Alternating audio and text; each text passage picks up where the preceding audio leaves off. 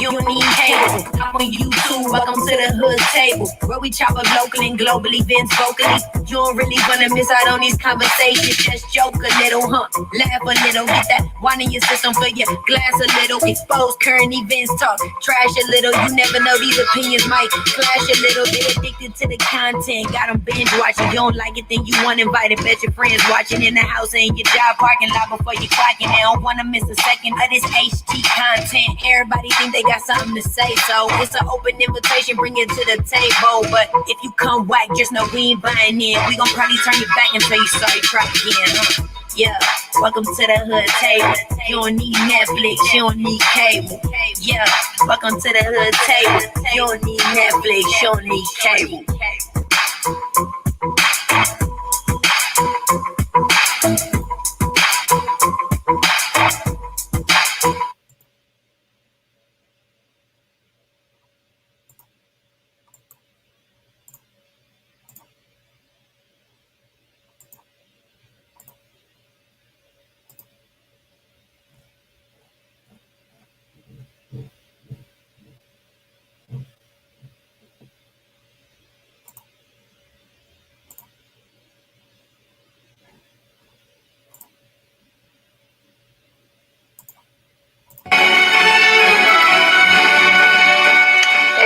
Jury has convicted singer R. Kelly on federal racketeering and sex trafficking charges, finding him guilty on all counts. Deliberations first began on Friday at federal court in Brooklyn before the panel of 7 men and 5 women took the weekend off. R. Kelly has denied the allegations and chose not to testify in his own defense.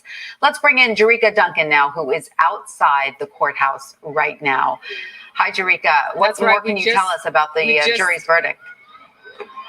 We just got confirmation, as you stated, guilty on all counts. A 3-time Grammy winner, now a convicted felon. This is a case that goes back many, many years for many people who testified and talked about these allegations that had been mounting. They introduced evidence regarding R. Kelly's relationship with singer Aaliyah, who's deceased, but that goes back to 1994. There were allegations from 6 women who said that they were underage when they had sexual relations or sex with the R&B singer. 50 witnesses over the span of about 6 weeks, 11 accusers. But again, this case mainly focusing on 6 people who testified that R. Kelly sexually assaulted them, abused them. We heard so much testimony, so many hours. People were crying at times on the stand. And even within the last couple of hours, the judge allowed, instead of the transcripts to be given of what was heard on video that the jurors saw, we actually listened to the audio of the video that the jurors was sound. And all I can say, Tanya, that it is something we are not even at liberty to describe. It was confirmation that some of those horrific allegations made by the people who testified actually happened. One of them being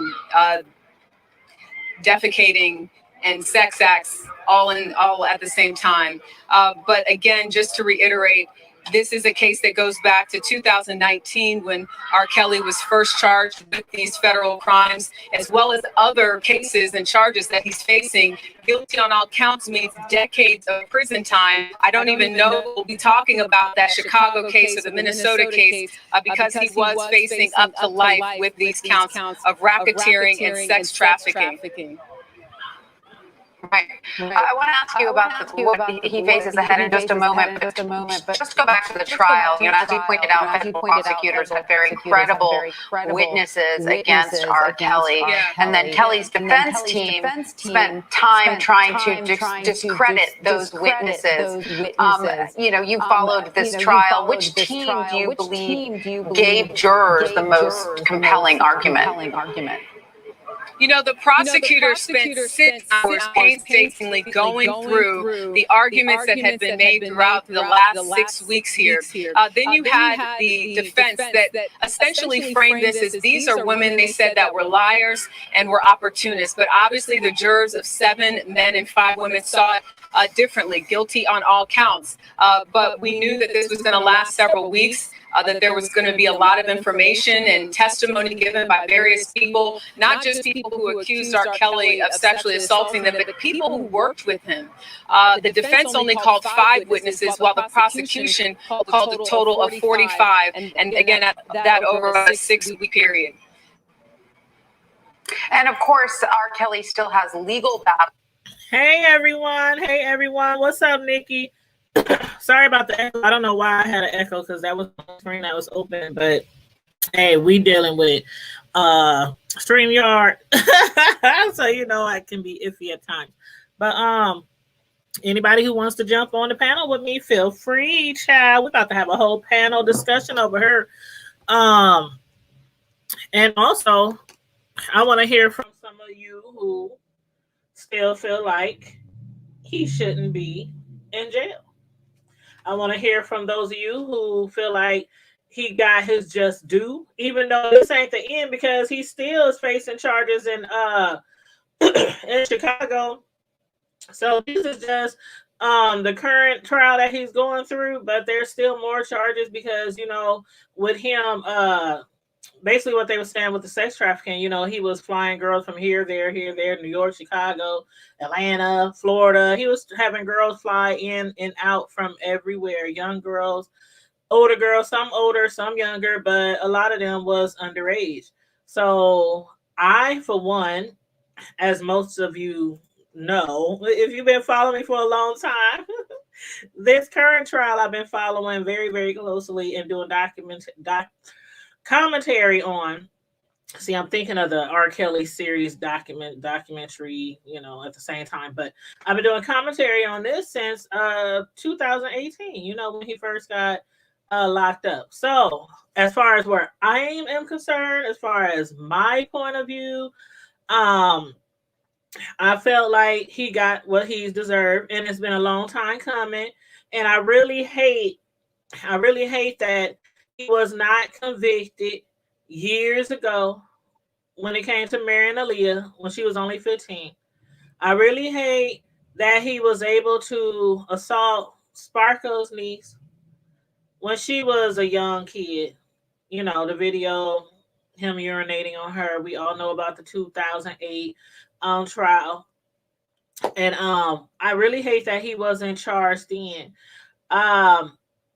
Because with a lot of these pedophiles, child molesters, sexual assault people, predators, monsters out there, he only one. There's many in the industry. I feel like a lot of them, if people would just open their eyes up and stop being silent for a check, for fame, to be part of somebody's entourage, like a lot of this shit wouldn't keep happening over and over and over and over. Now we know R. Kelly ain't the only one. Weinstein. We can go on and on about the different celebrities, the different head honchos in these production companies, music label companies, TV, movie TV platforms, every entertainment industry and beyond.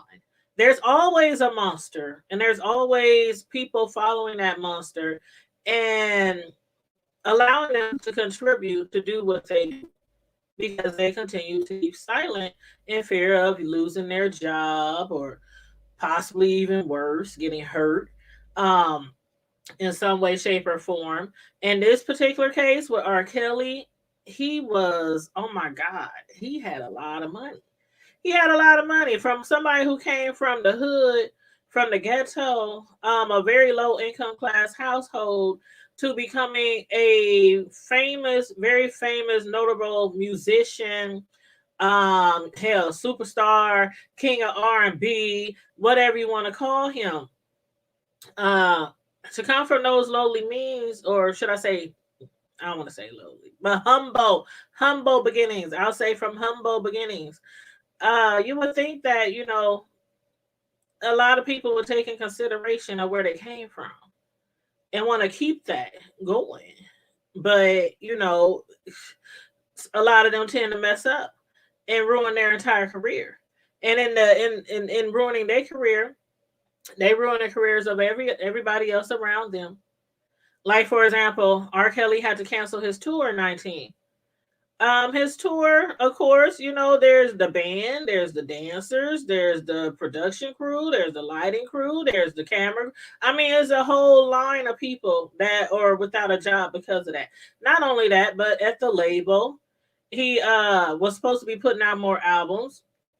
So he couldn't do that as well as continue on his tour or start his tour.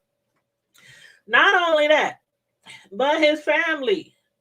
Like that's the worst of all. And it's sad to say because although this is like a huge embarrassment to those people who are close to them, one would think that, but then on the flip side, it's like, would they really think that?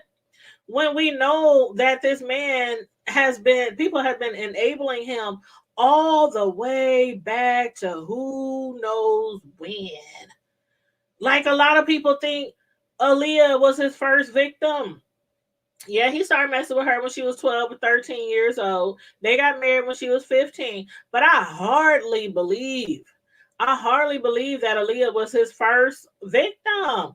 I mean, hell, he was a victim himself at a very young age. And some of y'all don't know, some of y'all who've been following, y'all know that I still think that part of the reason why he is a predator is because of the people who preyed on him as a young adult and nothing was ever done. Nothing was ever done. But I mean, not that I'm feeling uh trying to get him a pass or anything. Yeah, I feel sorry that happened to him, but sexual molestation, sexual abuse happens to a lot of people. It happens to a lot of people. Hell, I am one of them, and I spoke about that several times before.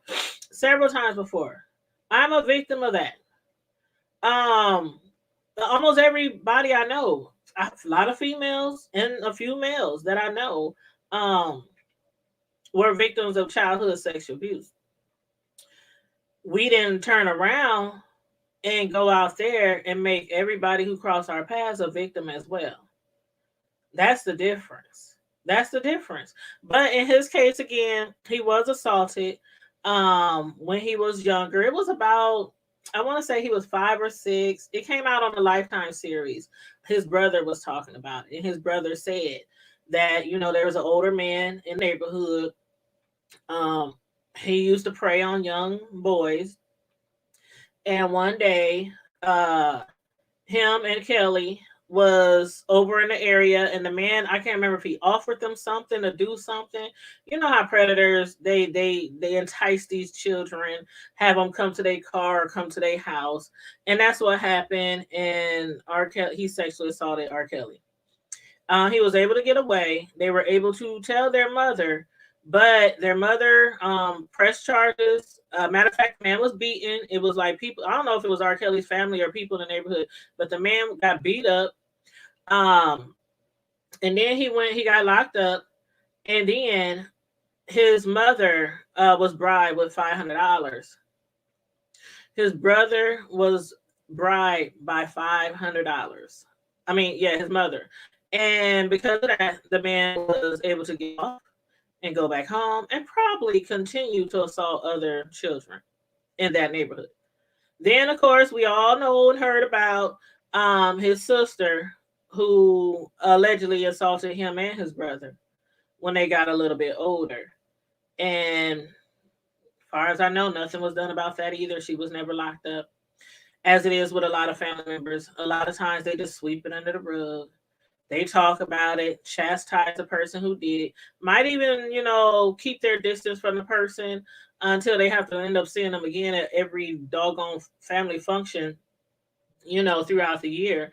But in his case, those things did happen to him. And again, I'm not giving him no pass. I'm not giving him no pass at all. But it was $500, Melissa. That's what makes it even more sad. It was $500. Mm-hmm. $500, which back then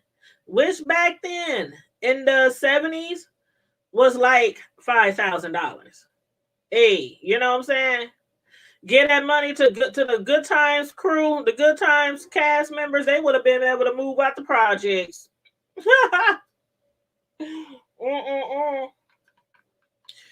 But yeah, the amount don't matter. But it was very sad that it was $500. And again, if anybody else wants to jump on the link, feel free. You know, I was actually taking notes on uh BMF, Black Mafia Family. I was taking notes on that show because I was supposed to be doing a review of that show. You know, it just premiered the other day after the Power Raising Canaan finale. It came on right after that. So I was going to I already had my Power episode, final finale episode. I already got that set up for 9. Is it 9 tonight? I think 8 tonight. And I was going to do the BMF review right before that, but then I got word that R. Kelly, the jury was back. They said he was guilty on all charges. So I'm like, oh damn, I'm right in the middle of, I'm almost finished with the BMF show, and I'm like, okay, so most likely I will not get to that today, but I'll still do the Power review tonight, and then I'll just have to do BMF tomorrow. But if y'all haven't watched BMF on Stars, y'all need to watch that. Something about these older shows, these throwback shows from the 70s and the 80s, you know, the early 90s, my era, with the hood, the blings, the fancy cars, the hot girls, the asymmetrical haircuts, the long nails, you know what I'm saying? It's just something that just takes me back. And no, let's not forget the music, man. In the first episode, they was playing Houdini, One Love. I was like, oh my God, I was up there. Hey, One Love, One Love. Y'all remember that? But hey, 2300 Jackson, Lip with the Gun. Oh my God, you always changing your name. You and Clyde is always changing y'all names. Hey, Tony Dimples. You said I can't participate in the chat because I'm at work, but here supporting. Thanks, boo. I appreciate it. Y'all and y'all names. Talent said my body is telling me no, but my body, oh, that was one of my favorite songs. But we cannot take away the fact that this guy was like, I don't know. He was like a musician, magician or something. He could barely read. He could barely write. Yet his brain had these capabilities of putting together this music, these sounds, these lyrics, choruses. I mean, he was all that in a bag of chips, as we used to say back in the day. See, now y'all got me stuck back in the day from watching BMF earlier. But you said you feel guilty laughing. But yeah, so anyway, back to R. Kelly. He was found guilty on all charges. The verdict comes 13 years after he was acquitted, and that was the 2008 trial that he should not have been acquitted from that trial.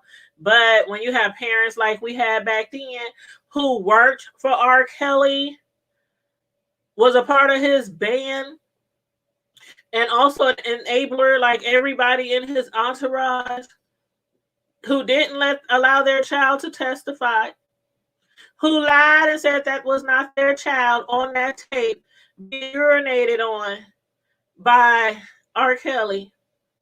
That's what you get, an acquittal. And I still said, I can't remember which show it was on, but I had told y'all, I really wish that the person, Sparkle's niece, I can't remember her name off the top of my head, but I really wish that she would come forward and then speak on what she went through, because she wasn't allowed a voice back then. She wasn't allowed a voice back then. Okay, somebody said kick somebody out the chat. Okay, hold up. I don't think I got any mods in the chat. Okay, let me go back up. Oh God.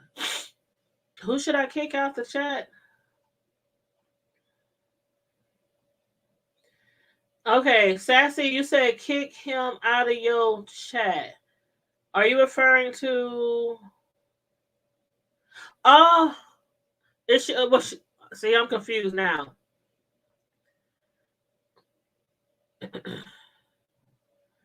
Okay, y'all gotta let me know something. Let me know something. Oh, talent. Oh, you was joking. Oh, boy, you was about to get blocked. I'm like, ain't nobody in my chat. Most of the people who are most of the people who are my there we go, there's one of my mods. Jump on the link, Carmel Diva. Sassy, you can jump on the link too. I know you guys pretty well. Anybody else, if I don't know you, you have to definitely show your face before I allow you on the screen. That's okay, Sassy. Girl, I'm up here scrolling up. Like, where he at? Where he at? But yeah, yeah. But what was I saying? Oh yeah, oh yeah, oh yeah. Okay, I really wish Sparkle's niece could speak now. You know, um, I don't know if it'll make it easier for her to speak because of the fact that back then he was acquitted because of the fact that she couldn't speak. You know, and what's his name? The Carmel Diva. We was talking about him. Um, what was that? 2 weeks ago. Uh, what's the guy name from the morning show? The morning show. The one who he took a plea deal, and the girl that he allegedly assaulted, her mother wouldn't let her speak in court. What was his name? I can't remember his name. Charlemagne. Kind of like the same situation. And to me, that's the same thing as having a predator inside your family. You still sweeping something up under the rug. But yeah, that's exactly what happened to Sparkle's niece. It was so-called basically just swept under the rug. And her father continued to work for R. Kelly, continued to play in his band, and continued to get a paycheck from that man. It couldn't be me. It just couldn't be me. Being somebody who went through something like that, growing up with a predator and being assaulted as a child, I could never let that happen to my child. Like, we can't stop everything because we can't be everywhere all the time with our children, just like we can't stop them from having sex or doing drugs or committing a crime. We can't even be there all the time to keep them from being assaulted. But we can do something after we find out. And that is to get the person who did it to your child, who harmed your child, who touched your child, locked up. And a lot of that hasn't been done within the Black family. And then we also have it going on in the media. And we got all these people out here, the ones who still ride or die. Like now. Like I said about his music. I said about his music. Just like somebody said in the chat. They still love his music. And ain't nothing wrong with still loving his music. Nothing at all. It just hits differently for some of us. Some of us, it just hits differently, especially if you've been a victim of that type of crime. It just hits differently. And me personally, I haven't listened to his music since, oh my God, probably since 2019 or at least before that. Now, after he got let off from the 2008, when he got acquitted from 2008, I was a wee bit younger. I ain't gonna lie. I'm gonna keep it all the way 100. I'm gonna keep it funky with y'all.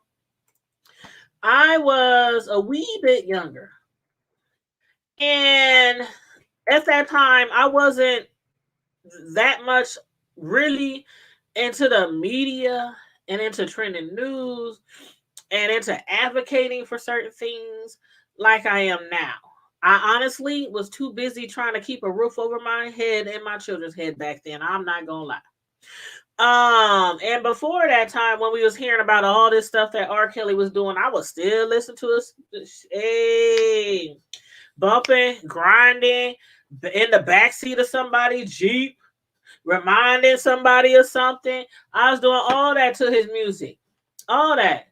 And it wasn't until like 2019 when these allegations came out again, and I was like, oh God, let me sit down and listen to this shit. Like really take some interest into this shit. And yes, like Carmel Diva said, she still loves his music too. But she do know he is a monster. He is a monster. And I don't judge nobody or look at anybody, crazy or side eye because they still listen to the music.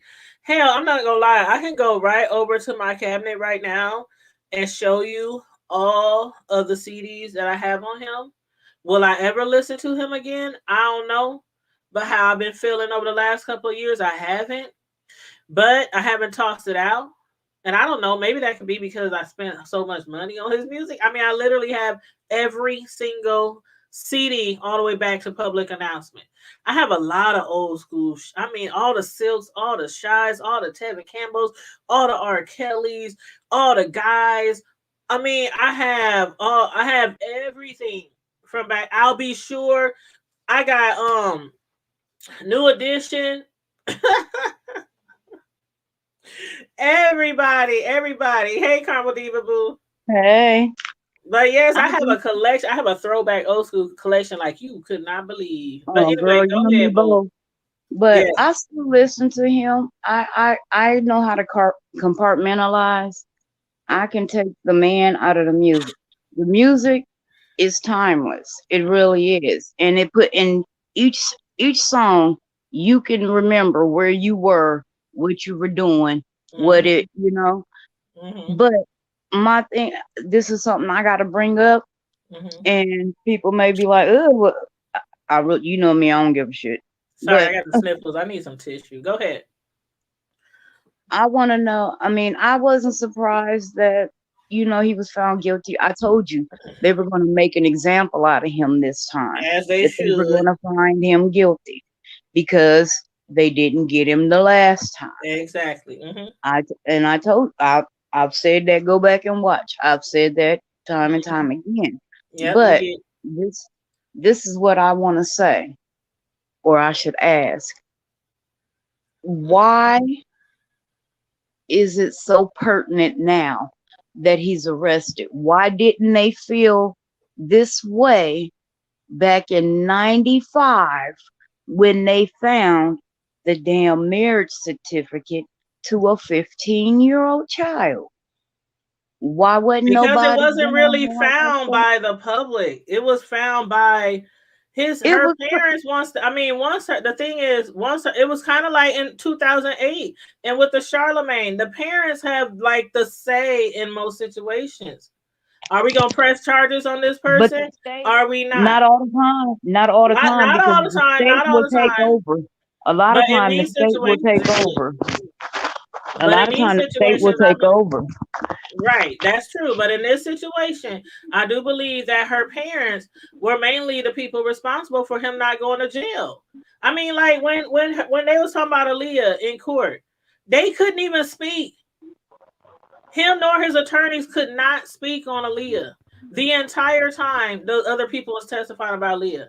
They couldn't say one word. Why? Because their parents had him sign an NDA years ago after he paid them. He couldn't breathe that girl's name. His lawyers couldn't even say her name in court. They said, we can't speak on it. That's all they said. They didn't cross-examine nobody. They didn't cross-examine the preacher. They didn't cross-examine the cop. They didn't cross-examine the lady who worked at the ineffectual counsel. That should have been thrown out. Because and his counsel should have said something, because that's ineffectual counsel. People from the welfare office, they didn't cross-examine the security, the manager who got the fake ID for $500. They didn't cross-examine none of them because they couldn't, because the parents made him sign an NDA once they found out. But my thing is this, Tanya, they're in federal court. That NDA shouldn't even come into play in a court. When you're in court, that shouldn't even come into play, especially if you are dealing with the lives and welfare of children.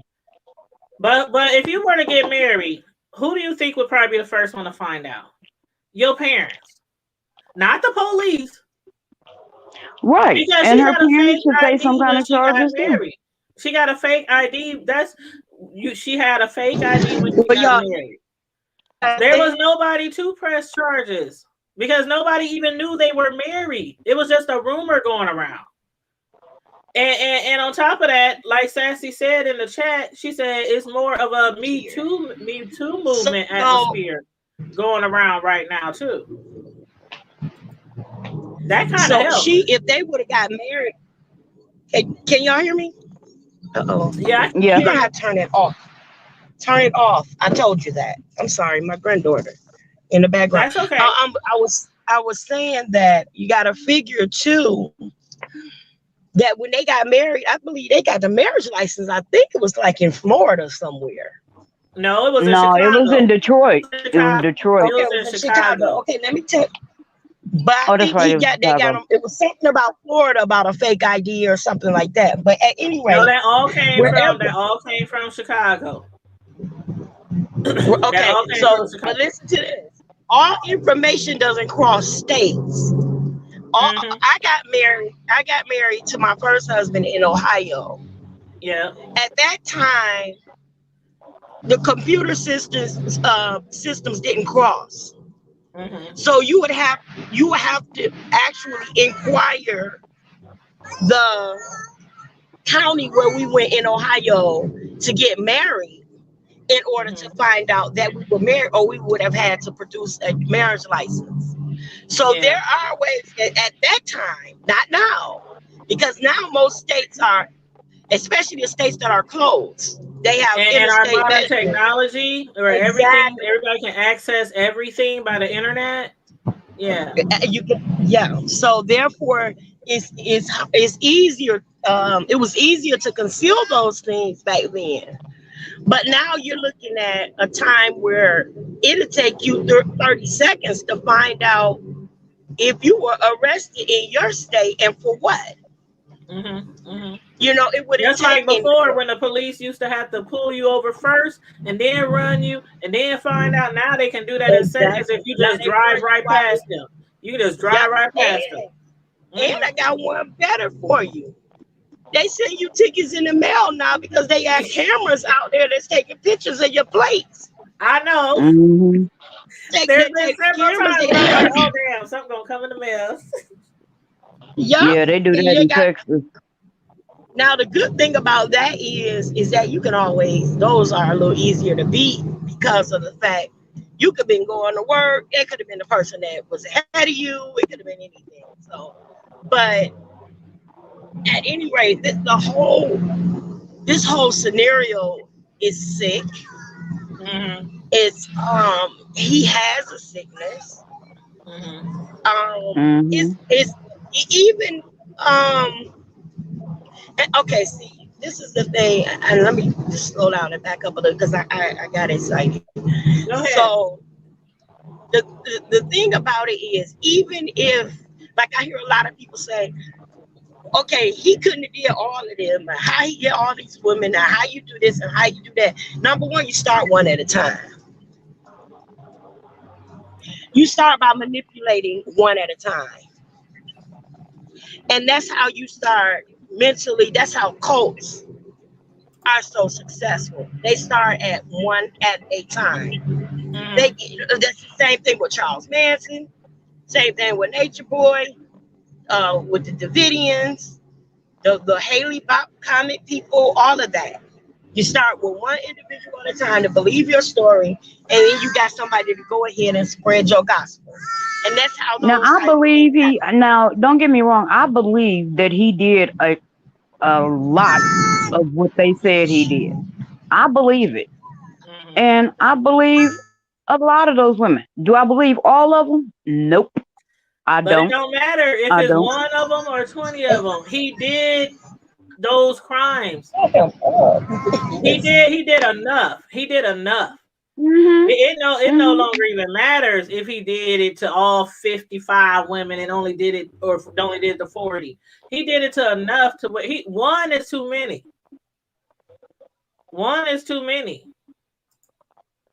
And as far as like his music, like some people, that was the point. It was a lot. It's been hundreds. Girl, the ones who came to church, them ain't even That man and messed with hundreds and hundreds of women. I don't know how many boys, but I know hundreds and hundreds of women. But when it comes to like people who still listen to his music, that takes me back to a time when, remember when everybody uh was boycotting certain companies, like let's say Gerbo, or let's say Mm-hmm. Tommy Tommy Hilfiger. Yeah, Yeah. the clothes was still nice. I mean, shoot, that's all we wore in high school was Tommy Hilfiger. And after hearing about him making racism marks or something like that, a lot of people was like, okay, the clothes are still nice, but we're not gonna But you support know it. what? You know what I'm But saying? I never fell for it. You know why? Because if you think about it, and I mean seriously think about it, every Mm-hmm. few years if somebody new, they come out with, oh, they said they don't like black people. Mm-hmm. Oh, they don't make their product for black people. They Right. did that with, what was her name, Elizabeth Arden or Elizabeth Taylor, whichever one that was. I think they did it to both of them. Actually, they did Mm-hmm. it to Tommy Hilfiger. I think they did it to. I know they did it to Tommy. I think Mm-hmm. they did it to Javo. They do that every few years. It comes Right. out. Oh, they don't like the. So I don't even buy into that. Well, I, you might not I buy can't. into it. I'm just using an example. And like exactly like Melissa also said, Chris Brown was also blacklisted after the Rihanna thing. So it's like some Hmm. people are moved by certain crimes or some certain allegations, and some people are not. And Miranda said, like the Michael Kors purses, it's an individual thing. So I don't like if somebody tells me they listen to R. Kelly, I don't trip. I don't be like, why you listen to that? Do you, boo? But there's some people who refuse to keep funding this type of monster, funding this type of person who has no respect for anybody's child, not even his own kids. He out here sleeping Now with I'm all trying these to other figure out kids why they. and not even paying attention to his own kids, not paying child support for his own kids, but sexually assaulting everybody else's kids. It's like it's ridiculous. So yeah, I ain't threw away none of his tracks, none of his CDs. I just haven't listened to him in years. Maybe one day I'll feel like, okay, let me pop in, step in the name of love. I don't even have no desire. Like honestly, I've not even had a desire to listen to his music in years. Right. Not I'm even to not gonna hear lie his to voice. y'all. Not I'm even not to gonna hear lie. his voice. Because I think disgusting thoughts every time I hear him, I just be thinking this nasty. It's crazy. And that's just how it is with certain people. But to each his own again, people can I'm continue to support whoever they support, like Michael J. A lot of people believe he was molesting little boys. Some people didn't, and they kept going to his concerts, buying his music. So but what he did what he did. We know that. So people can't keep saying, "Oh, he's innocent. He's innocent. He ain't never done nothing wrong." I hope we can all lay that to rest for a lot of the naysayers. Girl. I'm not gonna lie and say like I'm not gonna purposely and buy any of his music or anything like that. But it's hard for it to come on the radio and you not tap or move step to the. I It's agree. hard. I agree. It's hard because Hmm. it's I like, agree. and then the other thing is baby, you know how many killer musicians and Hmm. actors and comedians. Hmm. And I was reading about the comedian, oh my God, he's somewhere by you. Remember me telling you about that? He's locked up over there somewhere by you, if I'm not I mistaken. was just about to say In that, Sassy, but I was Oklahoma. waiting for her to finish. Go ahead. That I don't know who you talked about, but I was going to say what the Sassy just said. comedian Michael something, I can't think his name, but Michael they were Blackson? calling him the huh? No, it No, can't be it Michael wasn't Michael Blackson. Blackson. No. This is some comedian that was like earlier 2000s, and back there he was pretty much a clean kind of comedian, but he was turned out he was a rapist, a serial rapist. I don't know who you talking about, but I know who you it's talking one thing. about. It's one thing to I seen an have. article on him. It's one thing to hear Yes. something about somebody and then to continue hearing somebody continually in the public eye, like continually in trouble with the law, continually is allegations and rumors. It's a big difference. You know, when it's somebody that's out there all the time, just doing crazy shit, and we always hear about it, you can't help but to pay more attention to it. And as far as his records, like Sassy said, they aren't even played on the radio in most places. And if I ever heard it on the radio, I would turn the station. That's like honest to God. The only time I really hear his music is if I'm at somebody's house. You don't hear it in the stores unless it's like a hood store and they playing it like at the Family Dollar on 30th, down on Sprague Street. I didn't heard it in there when I didn't went up in there. You know, certain places you'll hear it, but it's usually like in somebody's crib. You still hear it So, in remixes and everything else, well, girl. yeah, you I hear like mean, the remixes and stuff. Like, you know what I mean, though. Like the whole songs, his especially when the albums. summer first hit, keys in the ignition. Yeah, You get it. Okay, now come on, girl. Bump right. and But you're not grind. hearing his Every time albums. somebody feel like it, Right, but you're not yeah, hearing it his albums being played. You might hear people right, taking exactly. snippets of his music to add to their music, which will never ever go away. But as far as his whole albums, people aren't really on that shit. And after he's convicted, I'm sure ain't no radio station's gonna be trying to play him ever again. But see, I can't say Hey, that because think about it like Chuck Berry. They knew they arrested him for taking a white girl across state lines and she was underage. And that's what I'm saying. allegedly he raped her, but But y'all they gotta still play remind his you music. keep forgetting the Me Too movement though. That has more precedence on a lot of these crimes these days that are people are getting convicted for or charged for. But A then lot of you that got to stuff think back in the too. a lot of that Me stuff Too is back a in the wonderful old days. thing. Look, Me Too is a wonderful thing, but look at how many people have been falsely accused by that too. We got to take that into I account don't too. And know. Give me some. I'm not I saying that gotta see he the is. examples of those I'm because not I saying that don't he is. know. Oh, I it don't know has of been. It's been anybody that lots of them. I don't know. I don't know. And it's always gonna be somebody out there who done lied. It's always gonna be somebody out there who done lied. But I mean, the majority of the people who make allegations against people, I mean, the majority of the time, they don't just make up shit. They don't. It's not just a lot of people running downtown saying I was raped that are lying. It usually really happened. But most people don't feel like they want to explain it or tell about it or press any charges because the backlash you get from people who think, oh, they're lying. They're just doing this because they want some money.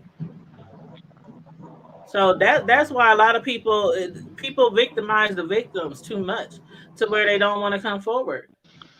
And I just hope that one day that changes. I just hope it changes one day because I hear it all the time. People make excuses for predators. Why didn't they say nothing 20 years ago? Why did they wait till now? Why didn't they? I mean, people are always making an excuse for the predator Well, and that's not an excuse victimizing for the the predator to ask why didn't they say Not only something that, they're before. not understanding that some of those yeah, they're not well, okay, yeah, not understanding. And it's okay to say why didn't you, but then to say they didn't do it because they lying. Well, no, that yeah.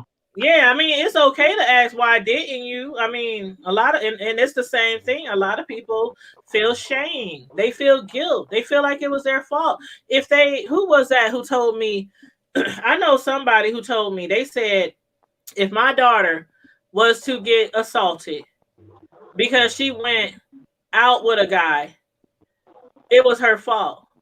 And I said, how was that her fault? She didn't know she was going to be assaulted. She said because she put herself in that situation.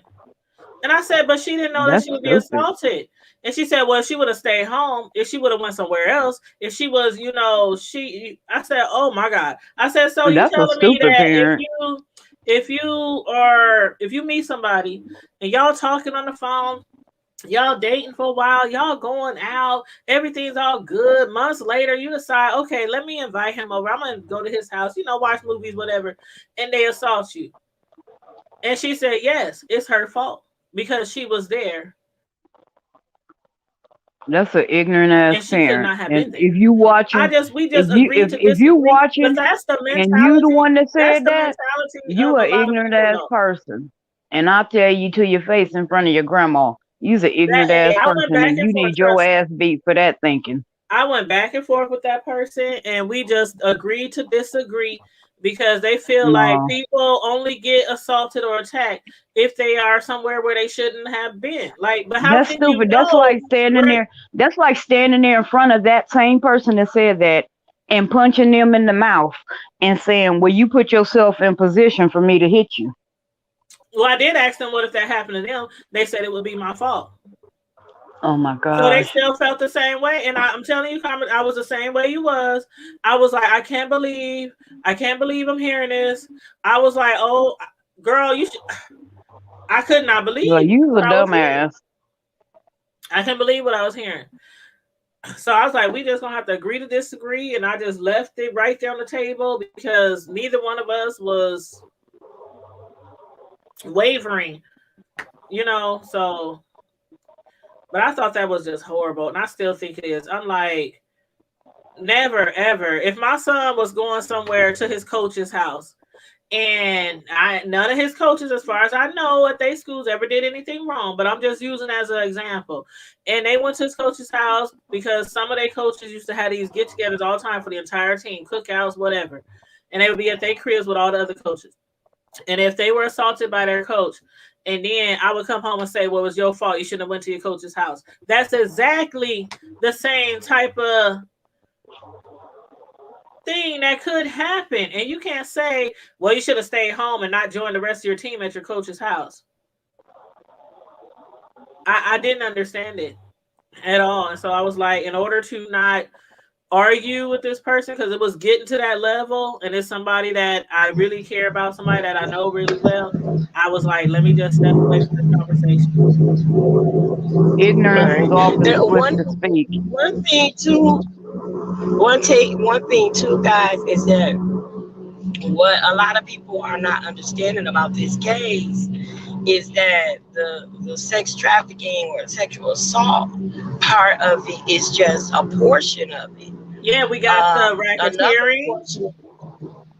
Yeah, but what about the fact that he knew he had an infectious disease? Oh yeah, and he had contagious. herpes. Like this nigga had herpes since 2006. And he did not disclose it.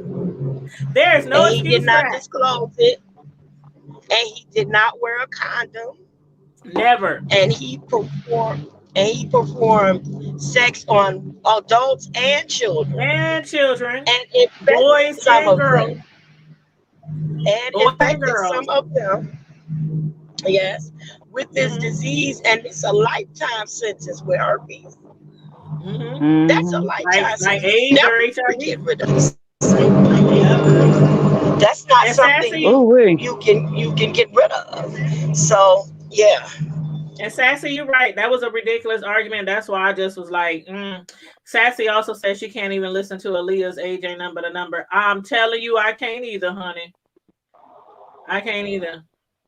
And again, one day I might have a new reflection. And I might not have a new mindset. But right now, shit, I don't want nothing to do So with they him. saying he did this to kids. How many kids did they list? How many? I just Now we are talking about teenagers when we say kids. Oh, okay. Not we're not talking about under 12. We talking about 12 and up. There was some 12-year-olds.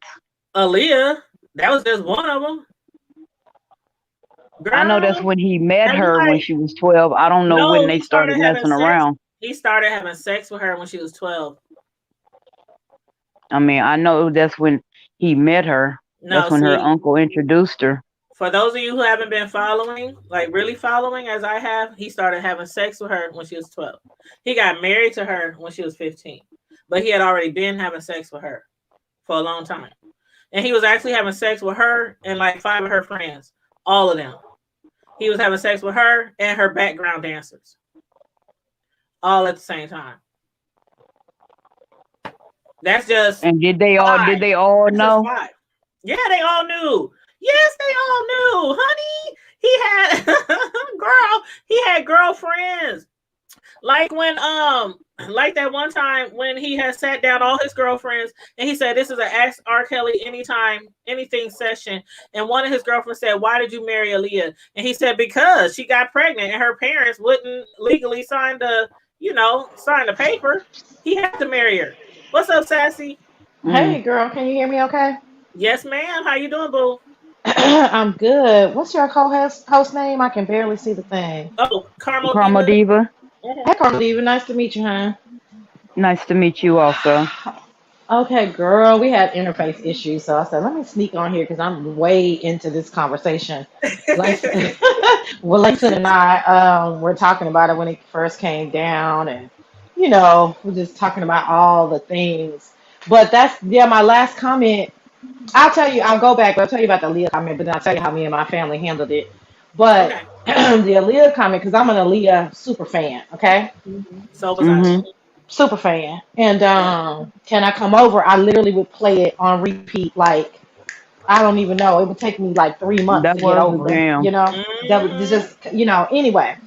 So, but then after surviving R. Kelly, it's like, no, this was in the midst when she was married to him, and she's literally, not figuratively, literally saying, age ain't nothing but a number. Going down ain't nothing but a thing. And I'm like, Mm-hmm. oh no, baby girl, that's not what that is. And we Mm. just jam into that song. The video is fire, and it's like they Mhm. are literally, and that's another thing that people that I haven't heard a lot of as of late, and rightfully so, because we're just trying to wrap all this stuff, up with R. Kelly in regards to him just getting sentenced. But initially, maybe in 2018, it was like he literally spelled out to us everything he was doing in song. That He was did. literally, I said that. I've been saying that for years, that he hmm has told us in all his songs what he wanted, what he was doing. And in hmm in that remix to Bump and Grind, if you listen, he said 18 and older or 16 and under. Mhm. mm, He literally says that on that song. it's so Nobody many. listened. He Well, we said all stuff. listened.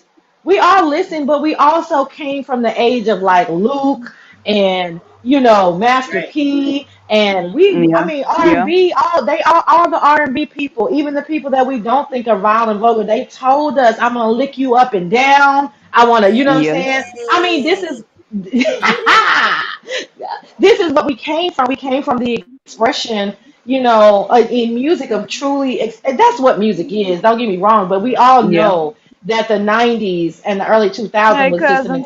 explicit expression of music and word, and so it wasn't that we weren't listening. It was that we were so enthralled by his talent Right. that we did not separate the two. You know, Mhm. so. And nobody would ever think that R. Kelly, because when you look at these super mega stars, you don't think that they got to resort to children. You just thinking, oh, I'm Yeah. sure he got all kind. I'll be like, oh, whoever woman he with, I know Now, she love. to That's just play what you devil's think. advocate, I'm about to play devil's advocate. We can put all of this on him because he was the adult. But these girls, a lot of them Hmm. knew exactly what the hell they were doing. Well, then I But have They an then went argument for again, that. he's after a grown him. up. You I always got have to a come back to he's a Like I, grown I up. said, he was the adult in the situation. I But have an these girls, argument for you that, know, And see, some of that's these where I girls is come. That's where fast. I say the victim shaming again. You might and not I be trying to That's do not it, victim shaming. That's being girl. honest. These Well, girls was fast. Some of them. I well, have an you argument still for go that. ahead, Sassy. Go ahead, I have an Sassy. argument for that because hood table, me and you on the same page. But those Yeah, people I know. people who are saying that like Karma Bunny, it is an argument. You know what I'm saying? It is an argument to say, oh, they fast and they this and that. Okay, cool. But you know what? If you're 15, 16, 17, and you are hot in the panties, as they say, and you've been Hmm. giving it up, but the problem does not come in with just consensual sex. The issue comes in with the abuse. The issue comes in No, when you're yeah, trying to yeah. pee in my mouth. The issue comes in when you're trying to take me away from my family. The issue That's the comes in case. when you're forcing trains on me. The issue comes in when you're flying me across the country to sex traffic me. So if we could take away the so-called initial thought of a child's mind in thinking that they are consenting to sex, but then obviously are being turned into a sex slave, that's the reason why he got the time that he got. If I can be completely honest, and people are not tuning into Thank that. you for mentioning that. And I want That's to the part. add, and then I want to let you speak again, but I want to add to the fact that I was one of those naive young girls who didn't know one way from the other, but I was hot in the ass. And most time I believed anything a man would say to me because I didn't have those parents raising me to say, look out for this, look out for him. Look, I just had this really religious mother who just said, don't Mm, have sex or you're going to hell. Now, mm.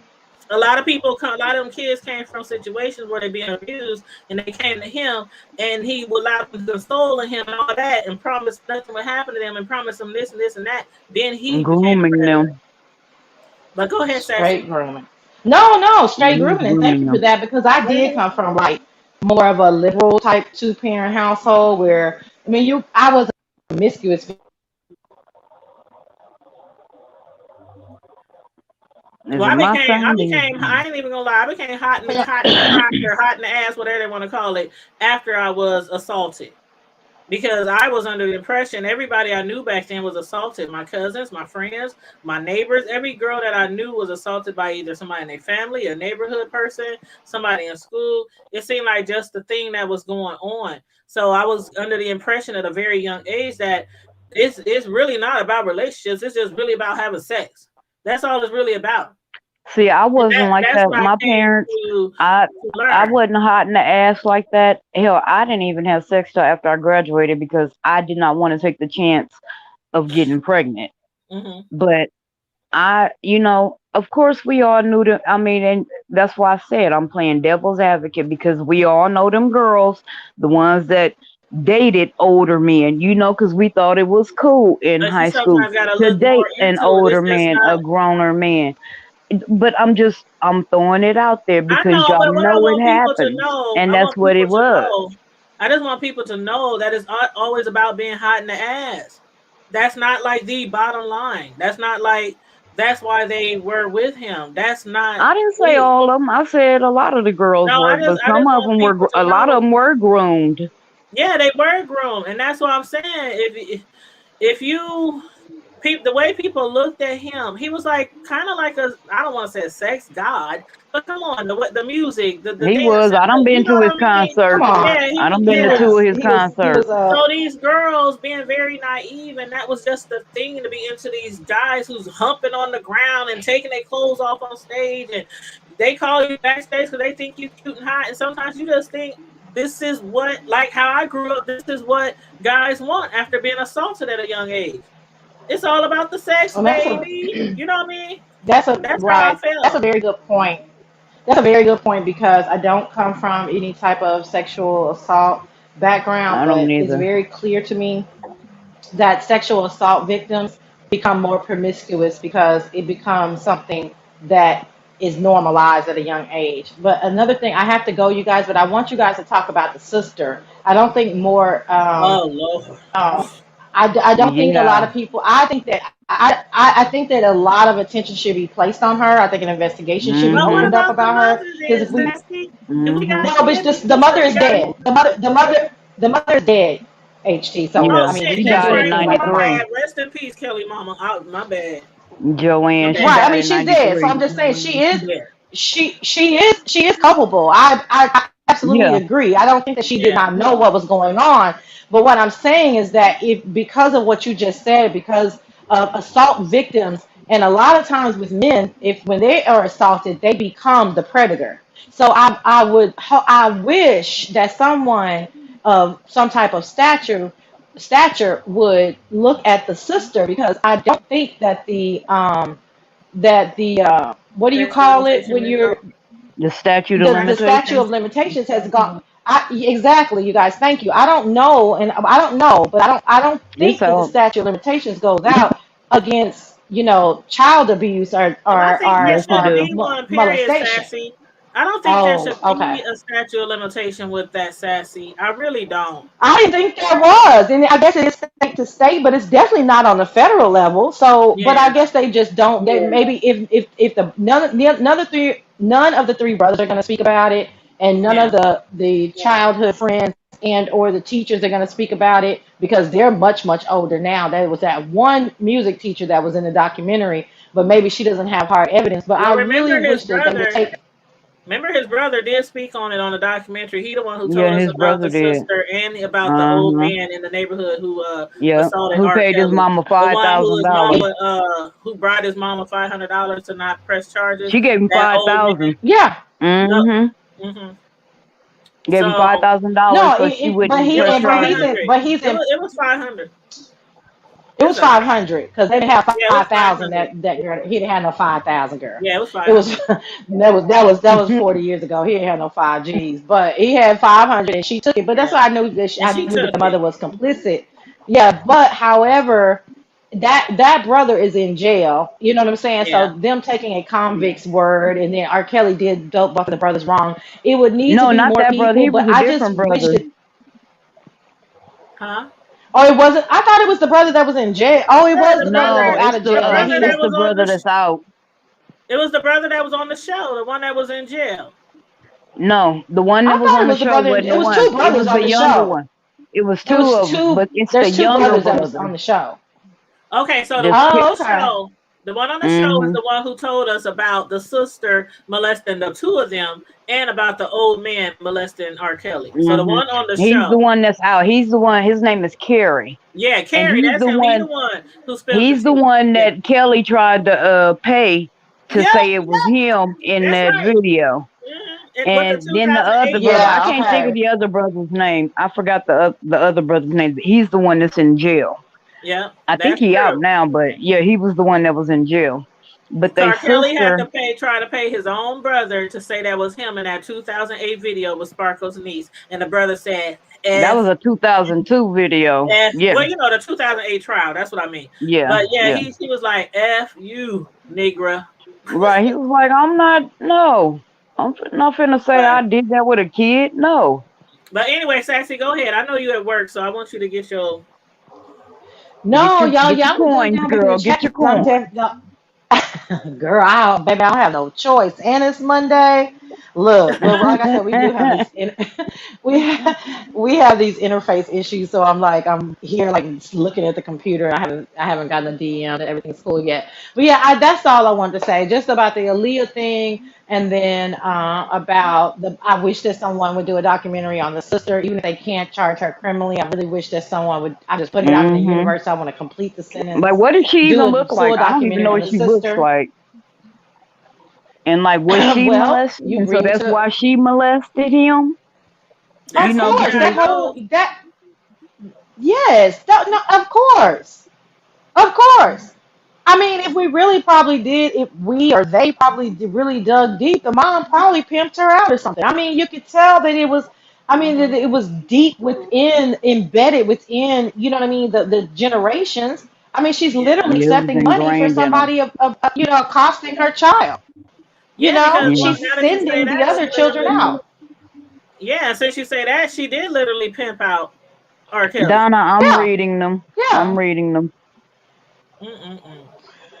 All right, ladies, will continue to do a good job. I will jump down in the chat. I've been waiting for just, like a small, conversation about this that's not so, really, because it's so diabolical and everybody, all these what ifs and it's It racially. is. Yeah. It I'm not in is. Yeah. that. I'm not in that space anymore. I have done the research. I watched documentaries. Same My here. family has decided. Listen, on Christmas we can't play no R. Kelly no more. I'm sorry. Ain't no You more got to do that in your stepping. own house. Ain't no more stepping. Ain't no more stepping in the name of love, honey. That's just what it is because I cannot deny. And mainly it's because he's literally dialoguing and writing about the And he crimes that doesn't he was care. committing. So, He doesn't well, he care. can't. But he is a victim himself. So he made. Yeah. I keep saying I'm gonna leave. Let me leave you with this. One of the culture. I watch a lot of different cultural shows. And Mm-hmm. in that they may be Americans, but they have their own little, niche, or live in their own little Yeah. world, Yeah. like a Hasidic Jew or like the Mormons or whatever. But like the gypsies believe I in was grooming gonna their say kids, and like, yes. you know, And they get I married like mean, at 10 years old. They have marriage rituals at like 10 years well, old to they other have family marriage members. rituals. Yeah, they have marriage rituals, but they do have to remain a virgin until they're 18. But the so-called, but the thought Mhm. of it is that as soon as you get your cycle, you have now become a woman. So then you have to start acting like a woman. That's why you see them. Most of gypsies, if you go into gypsy communities, they're into all of those John Benet Ramsey type pageantries. They are grooming the women to be wives. That's the only thing they want to groom them for. So they teach them how to cook, clean, how to look sexy, how to work out. And this is 13, 14, 15 years old. So some of these people, there is a larger community than we know about that actually do not have an issue because they feel like it's biblical. So I don't Mm-hmm. know if that's where, R. Kelly or his sister or anybody what they think about, because it's taboo to talk about it. But I would be curious to see if they have something like that, because he was so cavalier about it, because we really wouldn't even been talking about him if he just would have sat his ass down somewhere.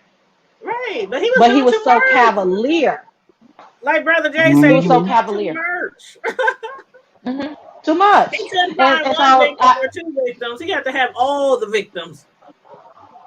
yeah, it's like an OJ. You get away with murder, and then you go, you're so cavalier and so lacking in humility that you go and do another dumb crime and get yourself 30 years. Some people are just Right. lacking in that humility because they've never had to have it. And if you really ask them the truth, if they did not have to be, if they were free of judgment, they would tell you the truth.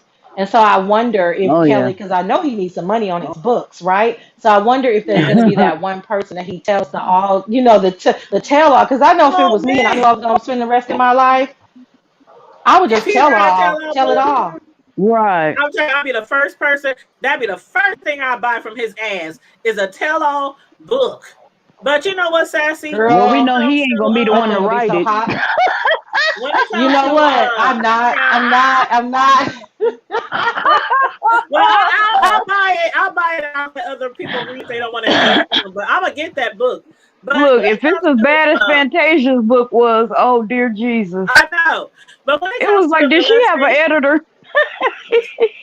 when it comes to the molestation and the families, a lot of times from my experience and around the people I grew up with, family, friends, and others, is usually the parent was molested, their parent was Mhm. molested. It goes on and Mhm. on and on. So when it It's gets to like generational. the Generational. 70s, when it got to like the 70s and 80s, they were still into that mentality where we just gonna sweep it under the rug because this is shit happens. Like my mother, I done told y'all before. My mother told me why break up with a man because all men cheat.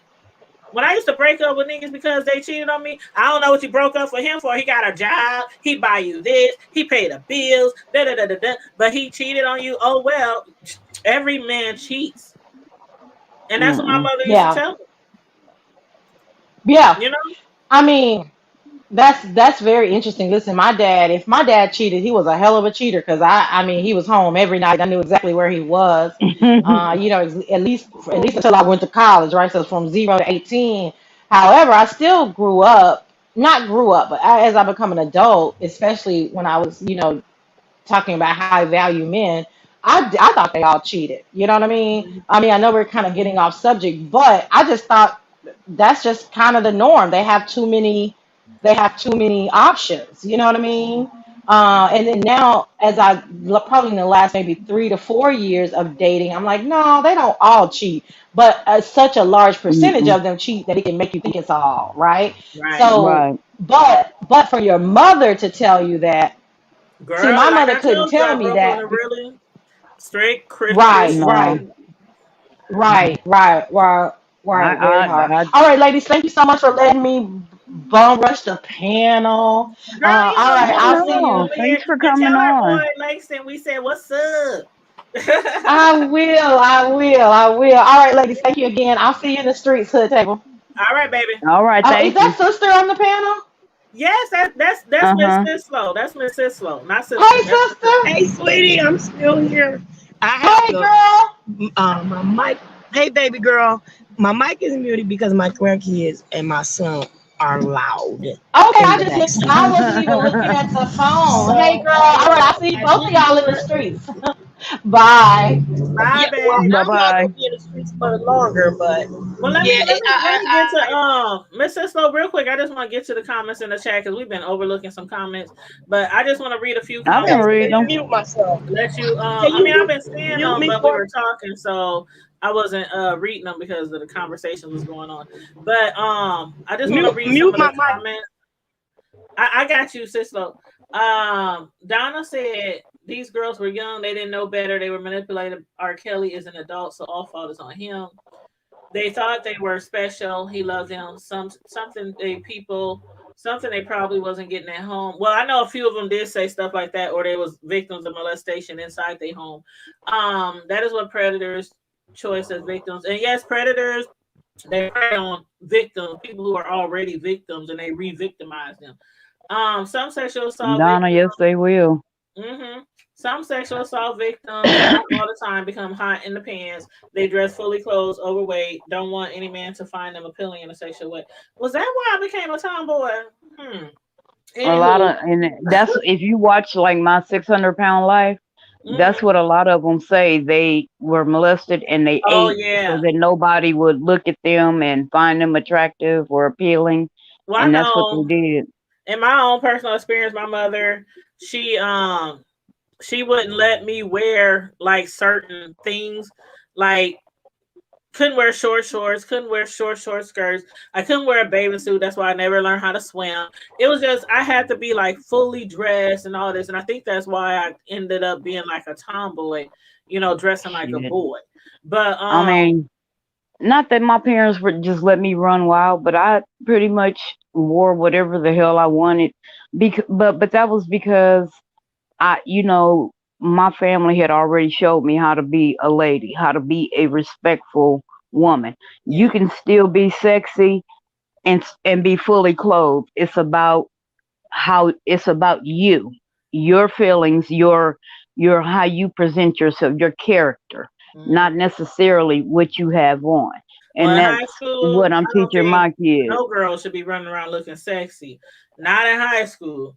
And I think that's a problem that excuse me, a lot of these newer parents, these younger parents are starting off when their kids is like 4 or 5.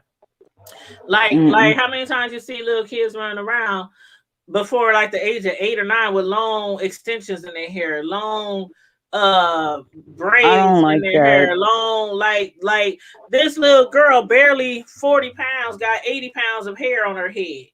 I don't And they like be that. dressing like Now, I little will bitty say this: skirts, when little my daughter short. was younger, she had a complex about her hair because all the little girls, like in her classroom and at daycare, they all had very long hair, and her Mhm, hair was not long. Now, her hair is thick as I don't know what, but it just wasn't long. And mhm, so I would get braids, but they were always at the longest, like shoulder length. They were mhm, never longer than that because, like I told her, you're still a little girl and you're going to act and dress and behave as a little girl, mhm. period. Um, Now, sometimes now you talking about little girls doing all the pageantry and stuff like that. Like Denavia always loved makeup. Oh my gosh, always. So Mhm. like, I remember one time, I think it was like Father's Day, and we went out to eat at Joe Tess. And my baby came in. She dressed up for her papa. She had on her cute little dress, and I remember she had on some little white kitten heels, Mhm. and she put lipstick on. Her papa was like, "Oh shoot, I'm finna go on a date with you. Forget everybody else." But so yeah, every now and then I would let her go out and wear lipstick. It wasn't no everyday thing. It was not a no. That was not hell no. But I just had to explain that. I'm sorry. Oh, that's okay. And Melissa, thank you, Melissa. She sent me something from the source from 2020 that said R. Kelly's mother, in fact, did receive $5,000. Now I didn't heard Mm-hmm. 500 and I didn't heard 5,000, but I had heard $5,000. $5 is too much for me. But yeah, Mm. she said the source, and that was from the source, $5,000. But I still believe that, and along with his sister, and who knows whatever else might have happened to him as a young child. Like a lot of Right. people always think girls is the only one. I mean, they know girls ain't the only one to get abused, but I done heard stories of the same particular boy being abused by the uncles, the brothers, the fathers, the stepdad, the grandpa. I mean, Mm. like I was watching this movie, not this movie, but I was watching a documentary the other day on men in jail who are gay. And this one particular man said he was a victim when he was younger because everybody noticed the femininity in him at a very, very young age and took advantage of that. And so he Mm. was basically like passed around. Like, and he was Mm. so young, he didn't even He didn't like, know no better, no different. and it's sad because when I say that my mom, rest in peace. I love her. I love her. But when I say she never gave me any sex education class, and then on top of that, she also would not sign for me to be in the human growth and development class in school. It was like she wanted to keep sex out of my brain, like period. She didn't even talk to me about STDs, condoms, how to do this, what not to do, nothing like See, that. It my was mom always don't didn't, but have sex before my mom didn't, but marriage, my bonus and mom that's did. My it. stepmom did. She, oh honey, she would break it down. Right. And But a lot of people I don't remember go one through time that. I remember one time I got offended, but now as an adult with kids, I get where she was coming from because she was Mhm. like, only reason a man will be with you is to have sex with you. And I took it the wrong way. Like, he Oh, ain't gonna I heard want that a me and lot this when and I that. was younger. I heard that a A- lot when I was And younger. And so I took it the wrong way. I did. I took it to heart. I was like, well, damn, I got, But I'm funny. I'm cute. most parents But, tell their girls that anyway, especially the fathers, because they know what men can do, what they but can see, my say, daddy, how hard they will try to get between your legs, and they will tell you anything most of the time. now my daddy grew up, he was one of the original 24th Street hustlers. Trust and believe. Ask anybody about him. They would know my daddy. But that was something that he did teach me and my sister. Besides I mean, like I said, I tell people all the time, I had mostly male cousins, and we were raised like they were my brothers. And my uncles, a couple of them are like at the most 10 to 12 years older than me, so they not a whole big. So we all kind of grew up together. So watching them game women, and then they telling us the shit that they did, they be like, hey, don't let no dude do this, blah, blah, blah, blah, blah. So I learned from them. They taught me. Mhm. And the funny part is, I have literally had men tell me, you act just like a dude. And I'm like, what the hell does that mean? Like one dude, I ain't gonna lie, we had sex. I got up. I was like, okay, I'm out. I'm about to leave. He was like, damn, can we cuddle? Can you sit and talk for a minute? For what? I got what I needed. I'm Mhm. gone now. What we need to talk for? That should have came beforehand. Mhm. Well, shout out, kudos to your parents because that ain't how it is for the majority of people, especially in the hood. It's not. Most people come from a single household. Most time, their parents is always out there working. They don't spend that quality time with their kid, or they done been through one of those families where they've been traumatized as a child, and their parents been traumatized as a child, and it just keeps going on and on and on to different generations. And that is how a lot of people, when they are young, 12, 13, 14, 15 years old, they end up making their own decisions, end up making their own decisions. And yeah, you got a Well, see, parent I at guess home I'm blessed. I and mean, I guess I'm just blessed then, because even though my parents split when I was 3, I mean, my daddy has always been in the picture. There's never been a time he has not been there. mhm, And Hell, my bonus mom, my stepmom, she's been a part of my life since I was 5. So I've always had my parents, and they've always, I've always been in that loving environment. I don't know why Even people keep jumping on and off.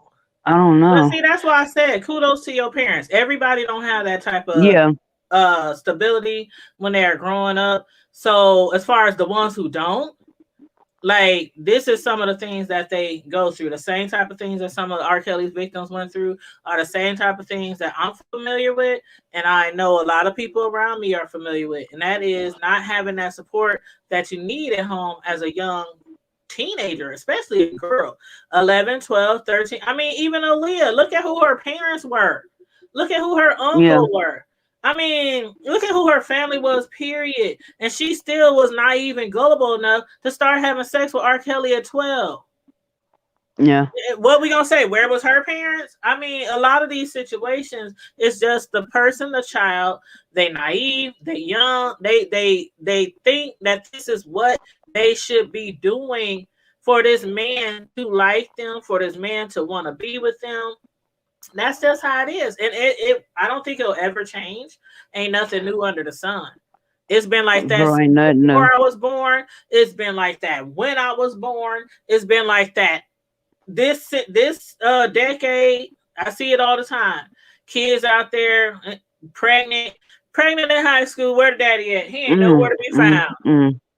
Most likely they had sex one time, or he told her what he needed to get in her drawers, and then he bounced on her ass. See, I've been talking.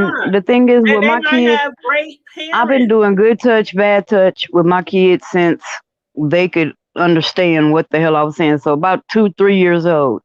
And then when they hit about 8 is when I started talking about, I started doing stuff with them and telling them about sex, telling them about how their body is changing.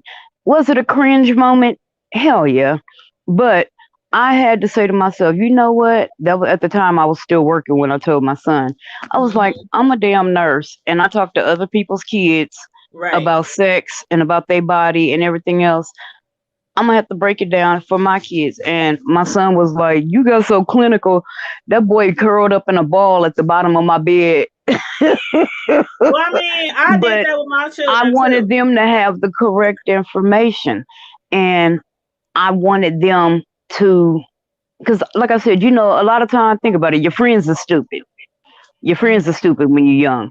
So I wanted them to know exactly what it is that's going on with your body. Why is it going on with your body? This is what your body is supposed to do. And I mean, yeah, they still be like, oh my God. Stop your kids from going out there having sex. No, just because you sit down and talk to them about their body and good touch, bad touch, that doesn't necessarily. No, I talk to them about sex. I talk to them about rape. I talk to them about assault and all of that. That does not, talking to our kids don't keep them from killing anybody. It don't keep them from raping anybody. It don't keep them from being raped. It don't keep them. Of course not.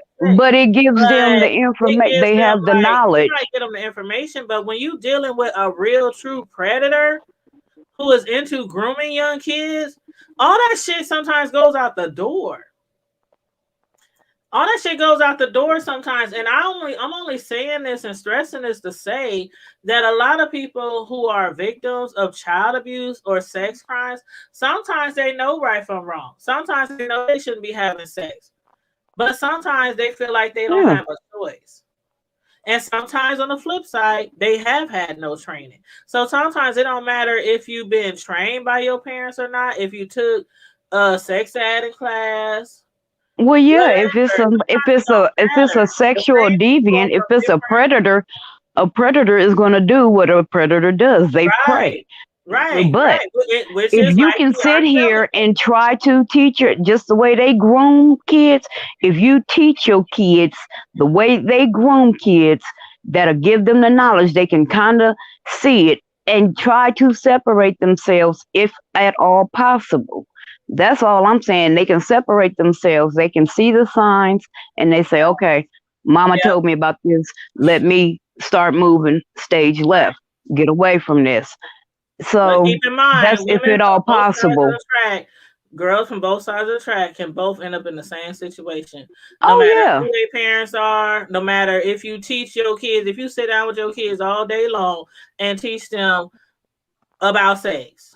I mean, yeah. in the end, sometimes that just ain't enough.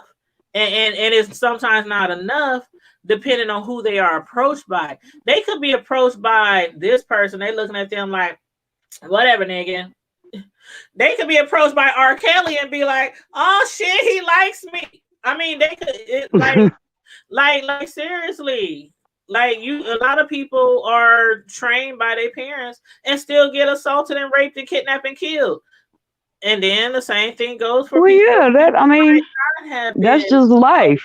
just sat down with their parents. But in the R. Kelly situation, we talking about these girls who a lot of them were naive and a lot of them were underage. A lot of them came from bad parenting, bad household, sexual assault, poverty, all kind of shit. And he would promise them the world. He groomed a lot of these. He even groomed the boys. He even groomed the boys. He groomed their parents. Mm-hmm. Some of them, you know, he might and that's the thing. Oh, hold on, you got an echo. Do I'm gonna mute you because we playing in two different or something going on. You got to Yeah. echo. But it's a bad echo too. But Yeah. is that better? No. No, not really. I don't know if I want to call it grooming, but like a lot of the parents, like for instance, Aaliyah's parents, for instance, Sparkle's niece's parents. I don't know if I want to call it grooming, but some people were just simply paid off for their silence. Like Jocelyn Savage. Which is pimping to me. Her parents pimped her. Her and Azriel Cleary. Them parents pimped them girls. I don't believe that. And you can't tell me, oh, I believe it. They never got Who didn't? That's what they say. That's what they say. No, I'm saying they parents pimped them out. They never got any money. Shit, them savages got some money. They didn't get no money from R. Kelly. R. Kelly, where he coming up with some money around that time? This was a few years ago. That nigga ain't got no money. I know. He couldn't even pay for his house anymore. He couldn't even afford his home anymore. He couldn't pay child support anymore. He wasn't paying no families off a couple of years ago. Okay. Ain't no way. When he went to court, Kelly had money. To pay for his own Kelly had money. He had money. He had money. I just seen this about maybe 6 months ago that they found he had accounts like hidden in other people's names and shit. He had that money. Came out in court. Hey. He couldn't. They convinced the judge that he didn't have enough money to pay for his own transcripts. So if he got all these shit and it didn't came out in the public, I'm sure that would have came out in court that he really had money. I don't think he has any money. I honestly don't. He may not now, but they did. They found some accounts. I'm telling you what I saw. I don't know because again in 2000, before he got put out that before he got arrested, his penthouse, he wasn't even able to pay for that penthouse. That's why once he got arrested, the girls left. Because they couldn't nobody pay the bills there. He didn't even have money to pay for his penthouse, let alone his mansion in Chicago. So I don't know. Maybe what the hell he do with all that money? Paying people off. That's what I am under the impression of. I really think all these years, starting way back with Aaliyah, he's been paying people off. And then remember, he lost that $200,000 lawsuit. Remember? No. The one where he gave the girl the herpes. Well, okay, he gave. I'm like, you're gonna have to specify. You might need to be a little bit clearer on that one there. I'm just saying. Just saying. Oh, I didn't realize what I said until after it came out my mouth. It might be more than one on that one. The lady, that's funny. Just saying. Yeah, she pass the herpes on the left hand side. Pass the herpes on the left hand. Okay, I'm gonna stop.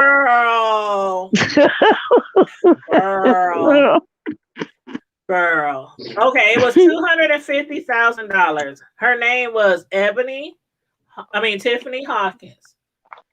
And Yep, in she was on there. 1996, that was Tiffany Hawkins. That was the one who claimed personal injuries and emotional stress. She had a 3-year relationship with him. They started to have sex in 91. She was 15. He was 24.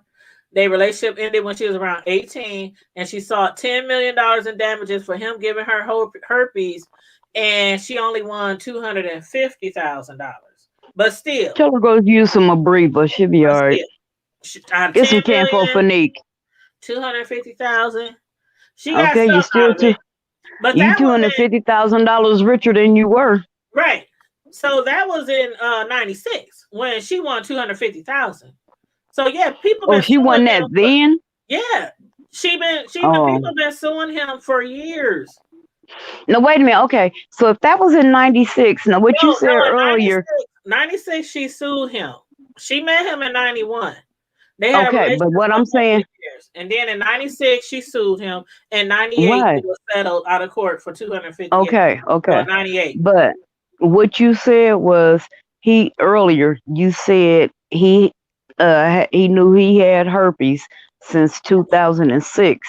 So how could she sue him in 96 if he didn't find out till 2006? You know what? Maybe that's the wrong chick for the herpes.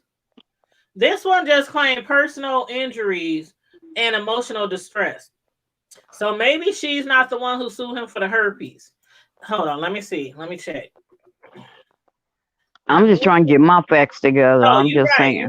You're right. So I think I'm bringing you the wrong chick.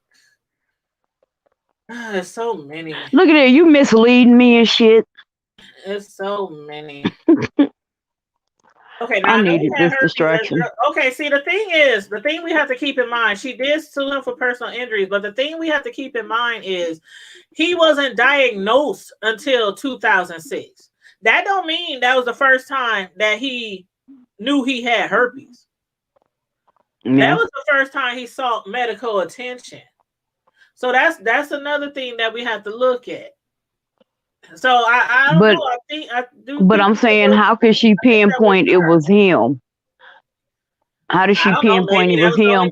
And he not know it. No, I'm saying maybe again that was the only person she had sex. I don't know. Most of the women who had sex with him, they stayed with him. They lived with him. They couldn't even leave the house. So. And then that takes me back to that was like 91. Now, when did him and his wife separate? They get together till 2006. I mean, they got together in 96, and they divorced in like 2009. 2009. So she was still married to him when he was when he got acquitted in 08. It's just I think they were separated though.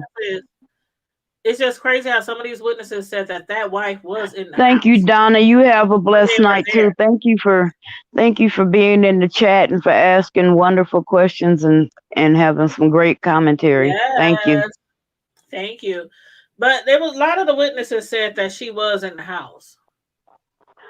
I keep telling you, she was not a victim. She was a damn volunteer. I'm saying she was both. I'm saying she a volunteer because I'm saying she was a victim too. Because I think he probably put his hands on. I really do think he's a very abusive person. He might have, but my thing is this: well, I ain't gonna go down that argument, but I have heard this is my reasoning for thinking Andrea, whatever the hell her name is, Andy. This is the reason Andy. This is why I think Andy is a volunteer. So all of this shit happens while you're married to him. At the time when that tape came out in 2002, they only had 2 kids. She had another one like a year later. She had a third one like a year later. So you stayed with him knowing that he did this. I've heard from some of the ladies, I'm trying to remember, it's been so many videos I don't watch, but that she participated in plenty of the acts with the ladies and him. I think so. I really do. Um, so Allegedly. when did yeah, and all this time she was on like R&B divas. She was yes, she married that Brian dude, and he was like, "I'm the king of R&B." She was like, "No, baby, there's only one king of R&B, and his name is Robert Kelly. Okay, I you remember gonna tell that. your new husband that?" She running around on red carpets telling people to buy his music, buy his CD, buy my baby daddy CD.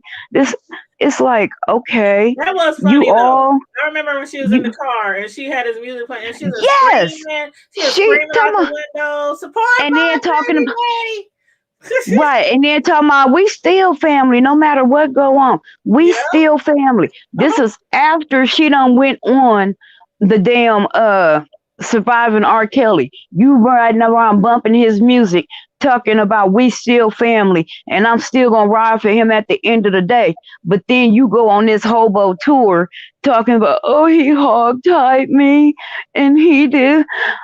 Why did the hobo tour not start until after the checks stopped? I think The checks stopped. Listen, no, I'm telling you, when he stopped paying that child support, that's when she got pissed and she became a victim then. Then she started going around because she never said a word about him being about bad, nothing bad about him. She never said a word about him being abusive.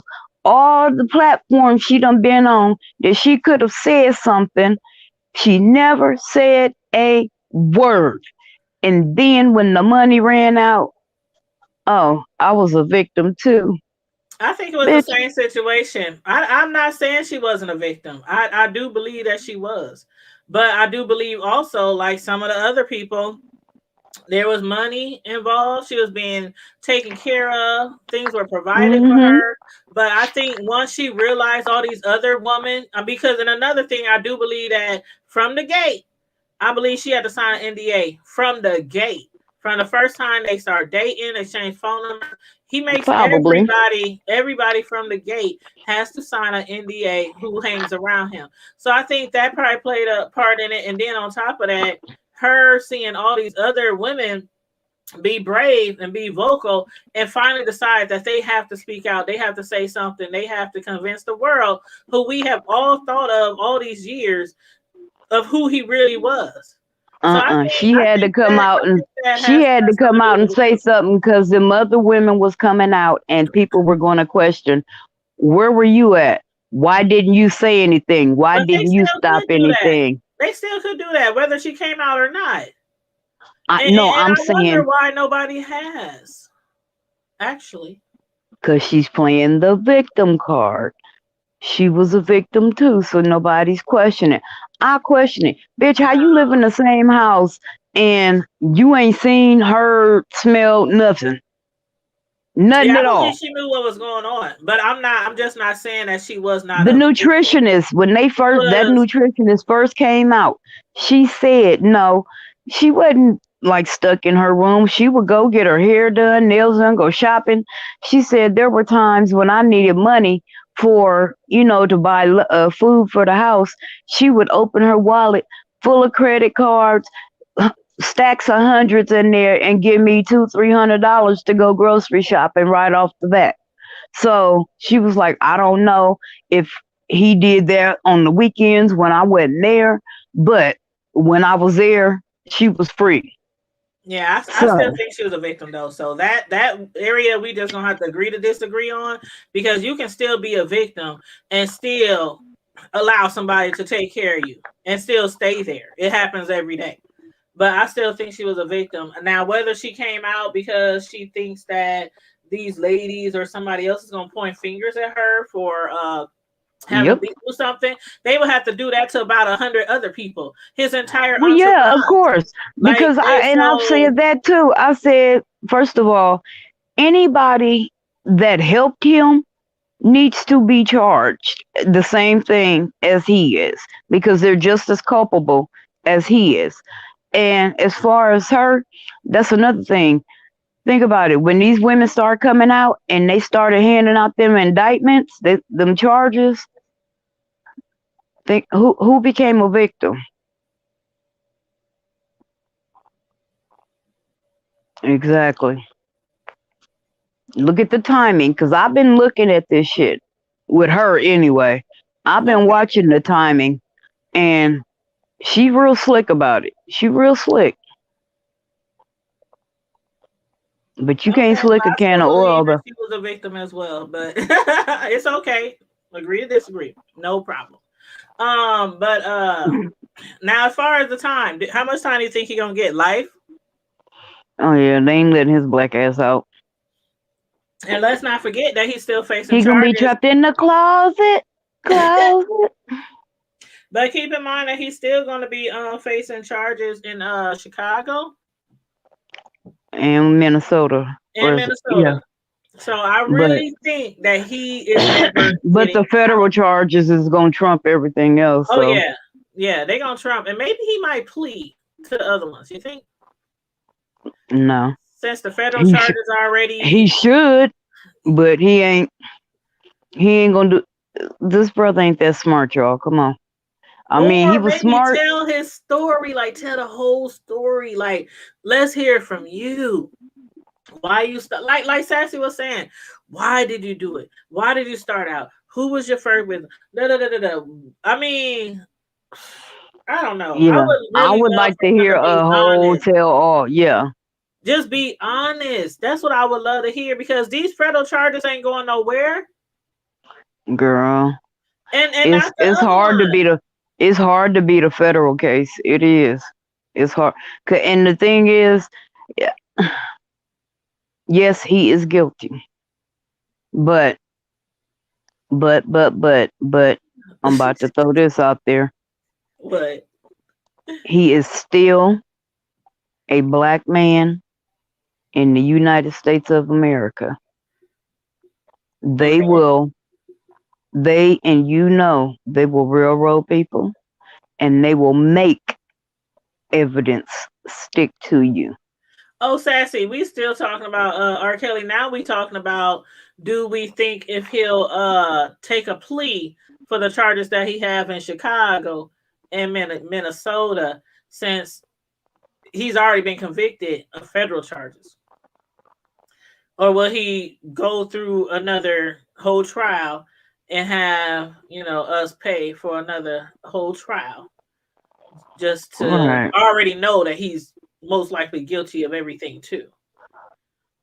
Like, She just said say you did it, though. he better. She said he better. Just say you did it. She said he better. Right. Right.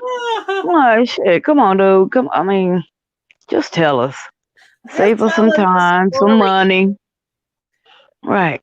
Tell me Look. why you thought wasn't nothing wrong. Tell me why you thought age ain't nothing but a number. Tell me why. I want to hear it all. Look. Hold on. Look. Be sitting there like this. I'm so. I really want to hear about your. I really want to hear about your story. Tell me your story. I'm gonna be tuned in with my drink. Girl, my eyes gonna be on the girl. All of we gonna have no karma. We gonna have to have a viewing party. What do you call it? A Oh God, party? a watch party. A watch party. You know what? You know what we need to do? I'm gonna go a little bit off topic here for a second. Mm-hmm. I need a distraction. Okay. So we need to go ahead and have our celebration that we've been putting off. Oh yeah. We need all about it because we didn't put it off so long. But I'll call you afterwards and tell you. Oh God! But yes, I need a distraction. Need to do that. But I want to be together. Okay. I want to be like in the same spot, Okay. All right. Like, okay. You show me your test, I'll show you mine. Okay. All right. Wait a minute. Show you my what? I said you show me your test and I'll show you mine. Girl, I thought you said something else. I was. You thought I said chest, girl. I got You titties know of my I'm a own. virgin. You know. Yeah. You Oh, forget. Hold on, wait a minute. hey, I'm a born Look, again. Born again. you forget that I was there a lot of time when the parties ended. Okay. Next subject. Next. Hold on. Hey, we talking about R. Kelly? Get put on the damn stand. Ooh, Where that Bible at? ooh. Hold on, remote control. That's what we should play. Remember that game? No. Remember that game we used to play, Hot Seat? We used to play that in. We should play that on here. You know what? That would be so fun.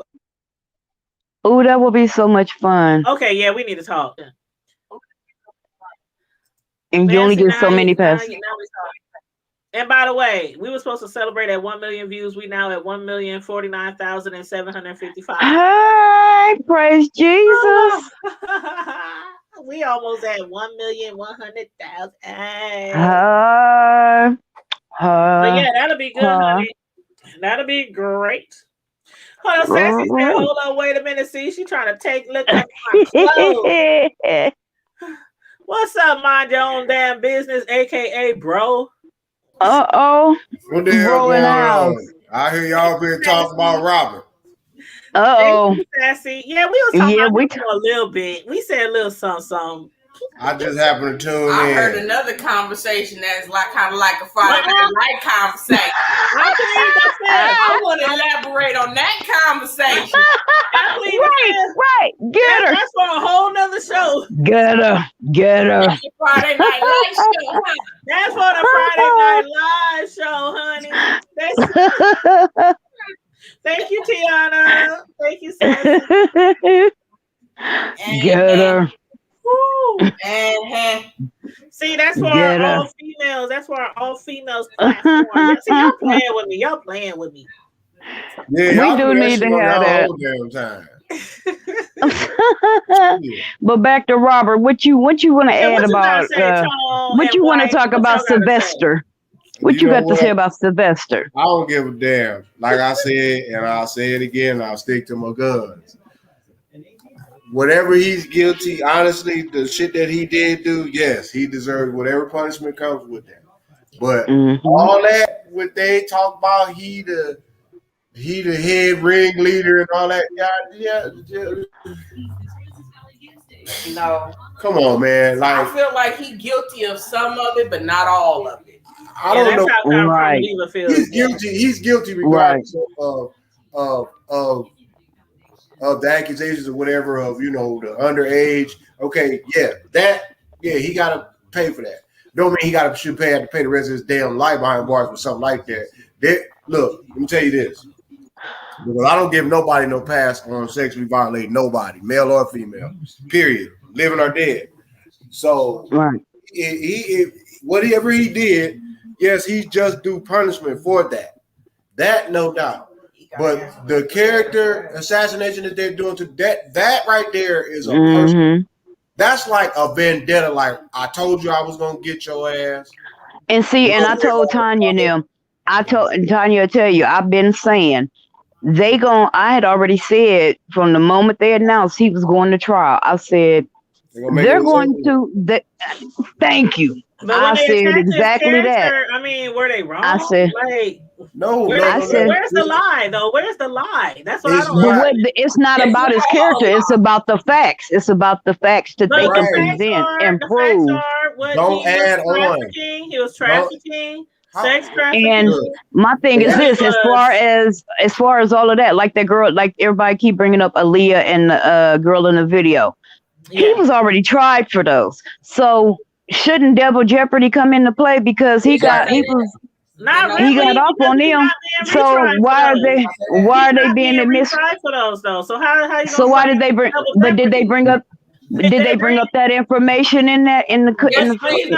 He's not being charged for any of that. But they bringing in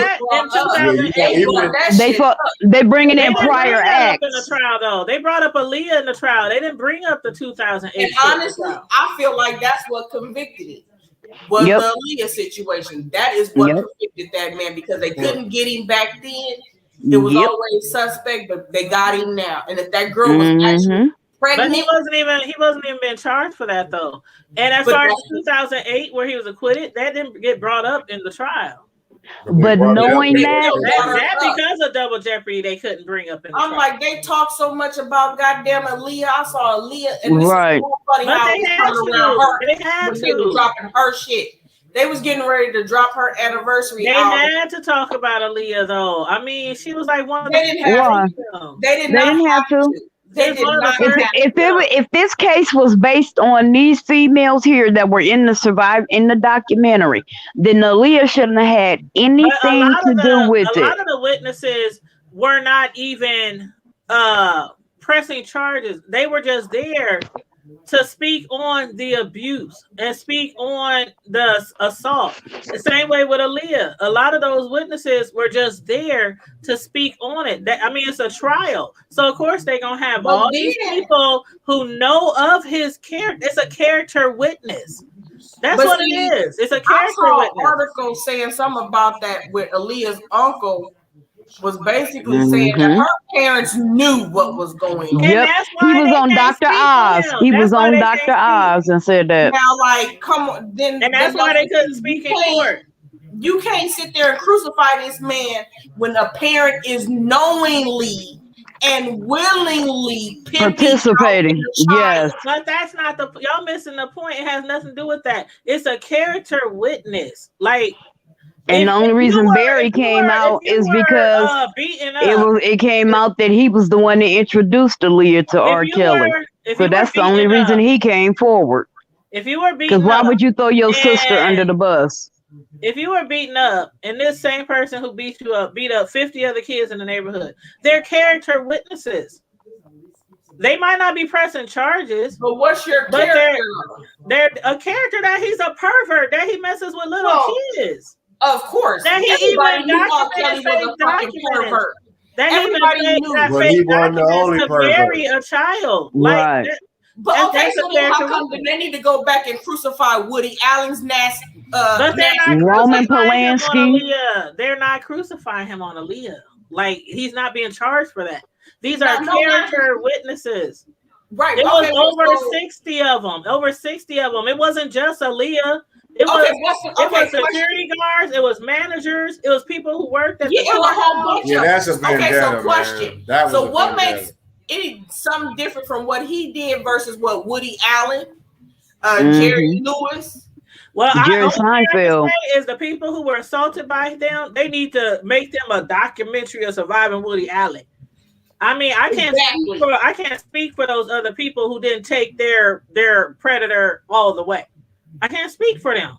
The Weinstein victims, I mean, all of them. He's still, the Weinstein guy is still going through it right now. The other guy hung himself. The guy who was flying girls Epstein. across the country. Yeah, Epstein. He hung himself. So there are other people. R. Kelly ain't the only one out there, but you can't force people to. I was waiting on you to say that. You can't force people to get on the stand if Yes, it's called a they handle that shit the way they want to handle that shit. And this particular and you said earlier they wouldn't even let him or his attorney speak on the day of Aaliyah. Right. On the so he couldn't defend himself. He couldn't say nothing.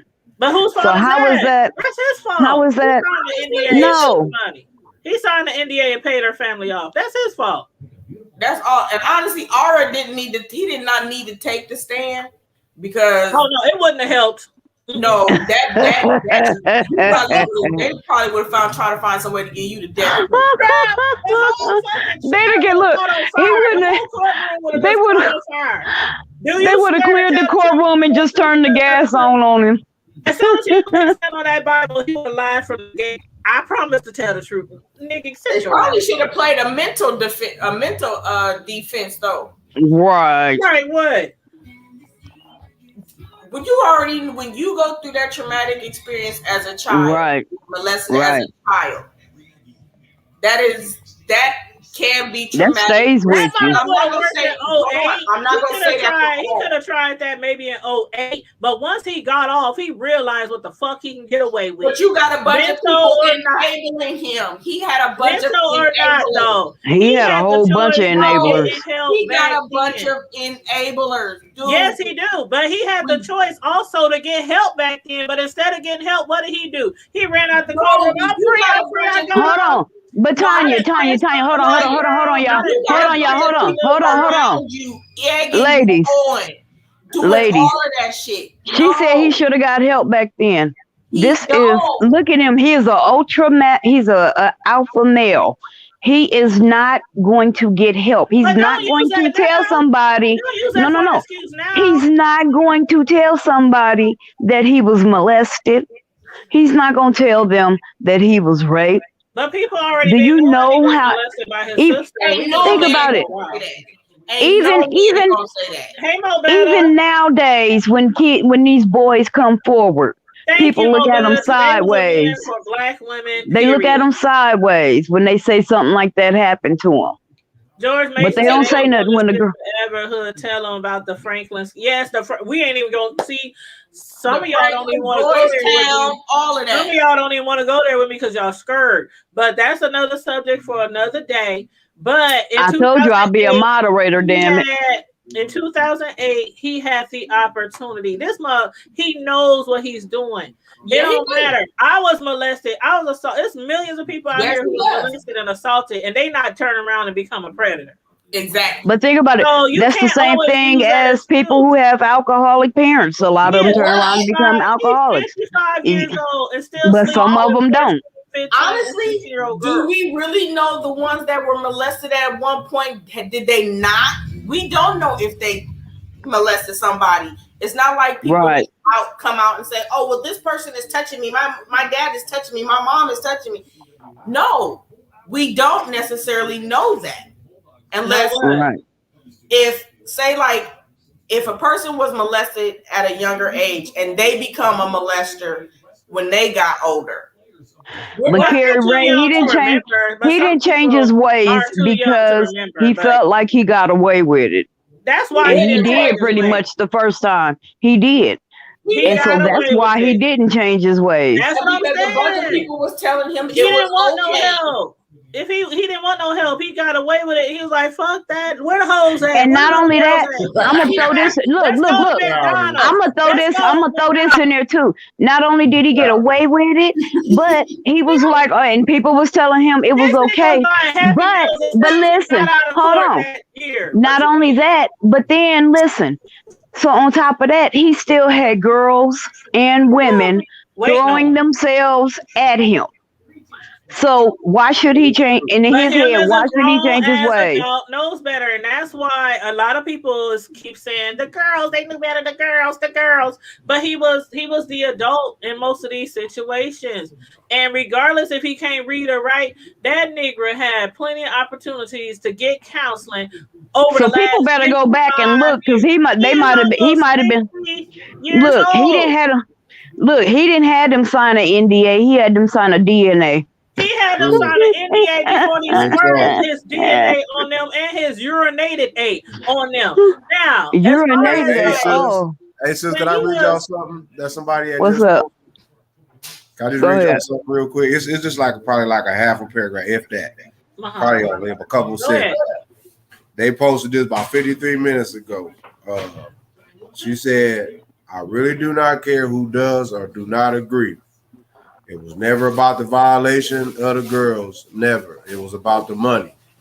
Everybody was willing to overlook that shit as long as the money, status, and power was rolling. Exactly. Once that shit started running out, then every fucking body had something to say. It was never about the girls." Then she did not say that. But still, where's the lie? Did he not sexually assault underage girls? Yes, it don't matter if they wanted to be there.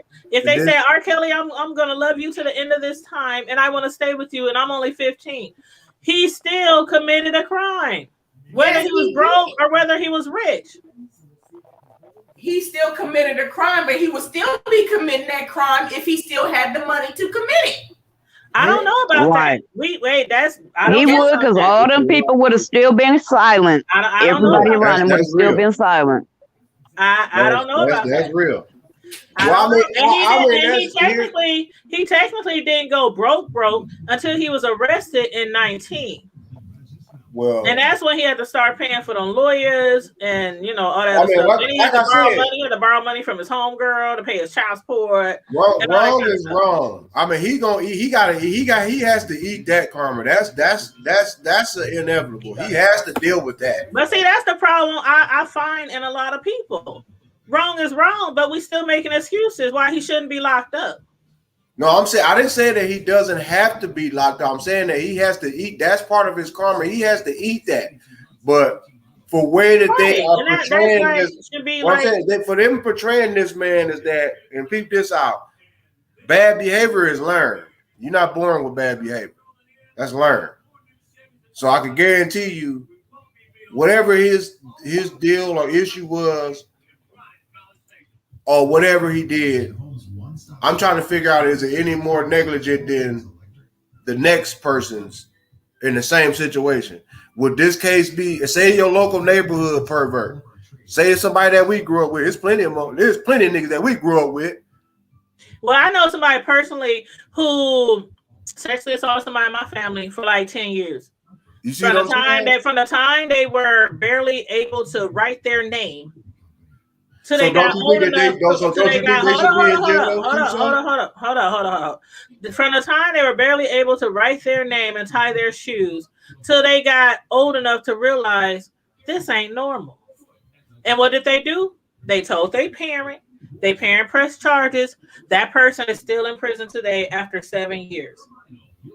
So, to me, a crime is a crime. It don't matter if you're rich or whether you're poor. Now it's up to certain people to make sure that the person who slept with them or assaulted them goes to jail.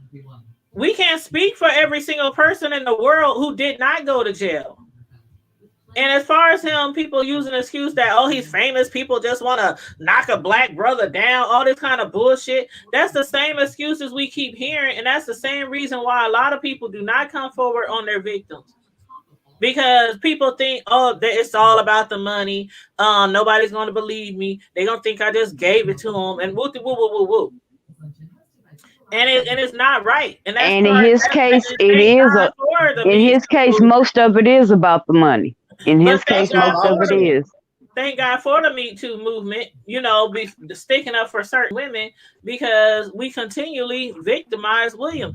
And regardless if he had money or not, that doesn't make it right for him to have sex with 14, 15. No, of course not. Nobody's saying that. He's going to be convicted anyway. So why do money keep coming into the situation? But see, if he still committed a crime, that's not cool. No, nobody's now. I don't know anybody in their wrong. No, we ain't saying that. Excuse for him to be messing around with. No, come on, really? Come on, so that wipe that whole man bloodline off the planet Earth if that was my bloodline. But anyway, that has nothing neither here nor there. I'm saying is that's not right at all for anybody, no matter what the age it is, whether it's a 14, 15-year-old, an infant, or even an elder, or somebody that's in your age group.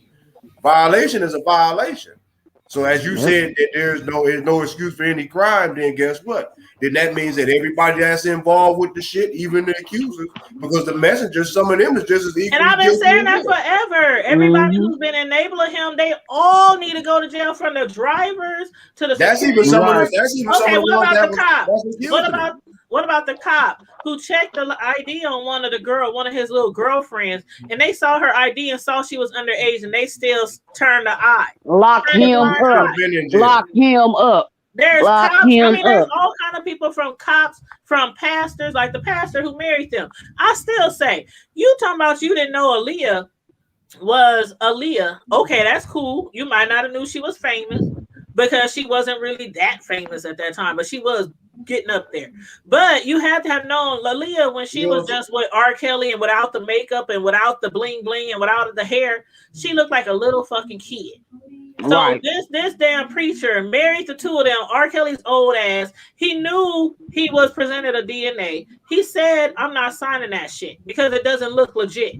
But he still married them. And then all these years later, he never came forward, even after hearing all these rumors, all these years that Aaliyah was 15. That same pastor never came forward until he was subpoenaed for this court, for this trial. So yeah, a lot of them, the person at the welfare office who took the $500 to make Aaliyah a fake ID, all of them. Yeah. All of them. So the whole empire. Nope. But why do I think it's coming? I think it's coming, y'all. I don't think this is over. I ain't gonna hold my breath, but I mean, they got who I ain't neither. Right. That's why they got who they wanted, because I guarantee you all of them got some kind of deal. And they ain't got They ain't got nothing to offer. In order that they got who they wanted. They got who they wanted. They didn't care about the smaller fish. They didn't care about the other folks. Yeah, they didn't care because of the money. Everybody was on his payroll. Like the rapper who took to the stand in defense of R. Kelly. He said, I never seen no girls around R. Kelly. But then when they asked him, well, what about this person? I heard he had a dip. Yeah. I heard he answered the prosecutor one way and then the defense attorney another. It was like the cop. That's the same thing with the cop. They said, have you ever seen R. Kelly around little girls, underage girls? No. Well, what about Aaliyah? Oh yeah, well, what about Aaliyah's friends? What about the backup dancers? What about? He was like, oh yeah, yeah. Well, how come they just won't ask the paparazzi? They know every goddamn thing. Exactly. The thing is, the bottom line is, y'all, he committed a lot of sex crimes with underage girls and boys. Right, that doesn't make it. There was boys involved too, and he groomed them all. He groomed them all to do what he wanted and how he wanted. On that, I'm not giving him no excuses on whatever it is that he had did to violate. But what I'm saying is that they made this like a global, like it was a global pandemic.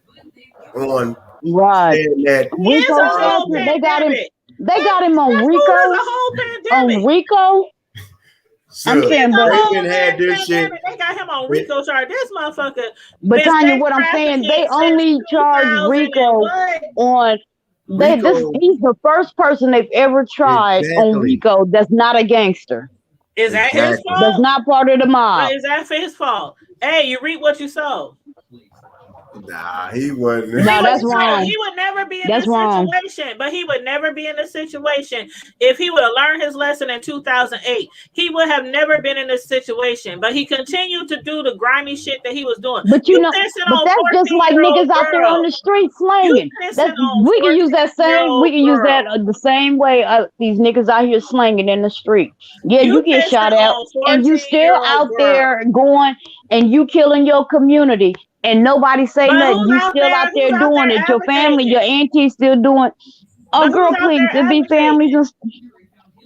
But you see what I'm saying? No, because who's out there advocating? If ain't nobody advocating, if ain't nobody standing up for their rights, if ain't nobody pressing charges, 1 million people could be in jail right now if somebody says something. Hell, the judge or the prosecutor probably some hidden closet perverts. They probably some child molesters. He's a whole virus. R. Kelly is a walking virus. He's one of the many walking viruses. He's a walking virus. How many underage girls have he had sex with? And people still out here talking about, oh, they just trying to destroy the black man because he got money. I'm so tired of hearing that. Like, the man did horrible crimes to people. So what? He had money. Guess what? But how many of them young girls actually wanted to? It don't matter. They were underage. It don't matter. Champagne already tried to pull that argument. They don't want to hear that. In the eyes of the law, in the eyes of the law, it was he was wrong. They were kids. In the eyes of the law, exactly. In the eyes of the law, he was wrong. They were kids. What are we missing here? But these are 16-year-old girls with their titties out and short ass skirts, bending over in front of him, still kids being wanting him to touch him. They still kids. Who allowed them to go to that environment is the ones that's just as equally guilty. They still kids. So if this was your daughter, you would say, "Oh, don't press charges on him because that's our daughter and she took money to buy clothes from him." No, everybody gonna get that happen. Okay, then I don't understand what people as an adult with children. I don't understand like the. First taking off, money out of it, he still. I'm basing it all legally. Popularity being known, I'm out going there by legally in the motherfucking world for me not to know who my daughter kicking it with, and I got 4 goddamn girls. So kids do stuff behind our backs all the time. Okay, again, I'm one of them. But to move in with him, and I dare you to tell me I don't have. I'm just saying, kids. It takes 3 minutes to have sex. Kids do stuff behind our backs all the time. All the time. We can't stop them from doing everything. We can't stop them from making mistakes. They gonna make mistakes. Exactly. But legally speaking, that's all that matters here. It don't matter that he was famous, that he had a mansion, that he was giving out money. It don't matter. He was the fucking Pied Piper, and he admitted that years ago. Like, it doesn't matter. That's why we gotta go by the law. R. Kelly wouldn't have been that shit if R. Kelly would not have been that kind of shit if it wasn't for the music and his celebrity status. That nigga still been looking goofball true and goofy and lonely and basically secluded to his goddamn self. But we still gotta go by the law. In the end, we still gotta go by the law. So exactly. But if it wasn't for his status, if it wasn't they wouldn't be charging him for RICO. They wouldn't be charging him with RICO. Is what we trying to say. I'm just trying to figure out where the RICO charges come in. If it wasn't because it was sex trafficking and racketeering. Okay, so he was the only racketeering. Hold on, so he was the mastermind. No, I'm just trying to find this out. So basically he was the mastermind behind all this that they're saying. He was the mastermind behind the entire empire. He was running an empire. So RICO charges. He's running a sex trafficking. So he was running a sex trafficking ring. That's what y'all. That's what you're saying. Really? Where y'all been? Honestly, I don't. I've been reading that, but it's like, okay, so you trying to tell me y'all playing with me now? Trying to tell me he bigger picked than Don Juan? I ain't been watching none of this shit. Y'all playing. He had his employees. No, sis, I'm not playing for real. Picking up. He had his employees buying plane tickets and all kind of shit, flying little girls all across the country to him. But yes. See, when I think of trafficking, I don't think a lot of y'all been following the case as much as no. But when you say trafficking, see, no, when you say trafficking, being said, we in Texas, when they trafficking these girls down here, they basically selling these girls to be prostitutes. That's not the only trafficking description, though. Trafficking is trafficking. But I can see that's trafficking. Not the only trafficking description, these girls to you. I can see that. He was trafficking women, little girls, 14, 15, 16. Underage girls across states. Washington, Minnesota, Chicago, Atlanta, Florida, all across the state. That's RICO charges. And he had an empire. He didn't do it himself. He had other people buying these tickets. He had people picking them up, dropping them off, putting them up in hotels, making their reservations. It was an empire. Okay, so he wasn't the only one that's running it. No. And that's why I said all the people need to be charged. Mm-hmm. But they're not. They're not. But I still think, I'm telling you, I think we're going to be surprised. I would be more surprised if they did charge other people. I would be more surprised if they did. I'm not saying they will, but I think they might. I just think they might. Like who? Like that manager and his brother. The federal government. I don't know. I guarantee you, they got some kind of form of immunity. Oh hell yeah! Or maybe they might cut a deal and explain everything from. I don't know, but I see more. I don't see this is the end. I don't. Well, I hope. Well, but I'm telling you, like Tone said, they got who they want. They got the big fish. They don't need them other ones. I just hope that his case is just not the end for this type of situation. That's right. Right.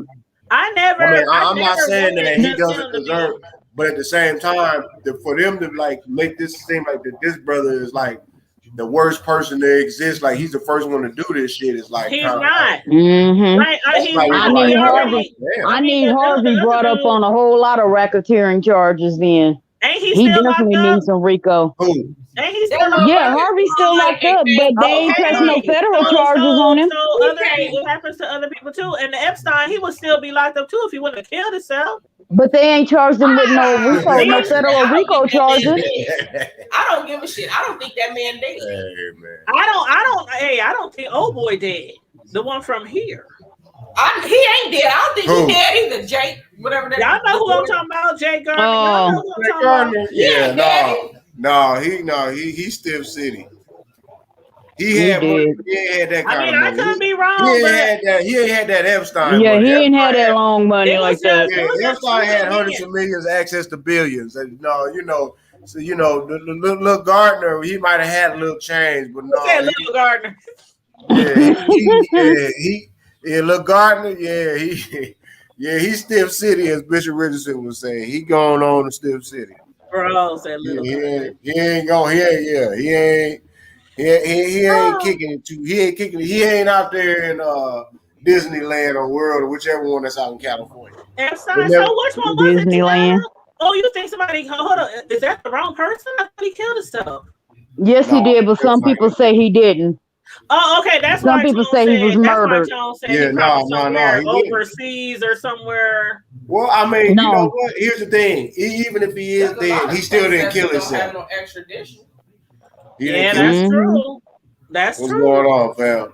If I had millions of dollars, well, see, I wouldn't commit no shit like that. I ain't gonna tell you what the hell I'm gonna do. But no, oh man, where's the blades and lemon juice? Yeah, I'm trying to tell you though. Mo Better said they think he was also murdered as well. Here's the thing. Yeah, that's what I said. A lot of people think he was killed. Epstein is one of the two situations, and he's not a conspiracy theorist or theory. It's one of two things. Either he was an implant, and they had to get him off the scene, or two, he's Stiff City, and they just ghosted him, but made it look like because he knew too much. Because see, the thing with Epstein, it was too much. It wasn't so much too much. He knew he not only was doing too much access. He had access to too much. But see, you know the difference. The difference with Epstein and the difference with R. Kelly is that R. Kelly was doing all the crimes. People were enabling him. The thing with Epstein, he was flying all these young girls over into his little island. He was flying all these girls for other people, including him. Okay, that's still sex trafficking. Exactly. I know. I'm just saying there's still a difference there. It's still wrong what they both did. But see, my thing is with R. Kelly, with him doing it all by himself, and with Epstein having other people fly with him, other stars, like other people in high places, they Trump, Clinton.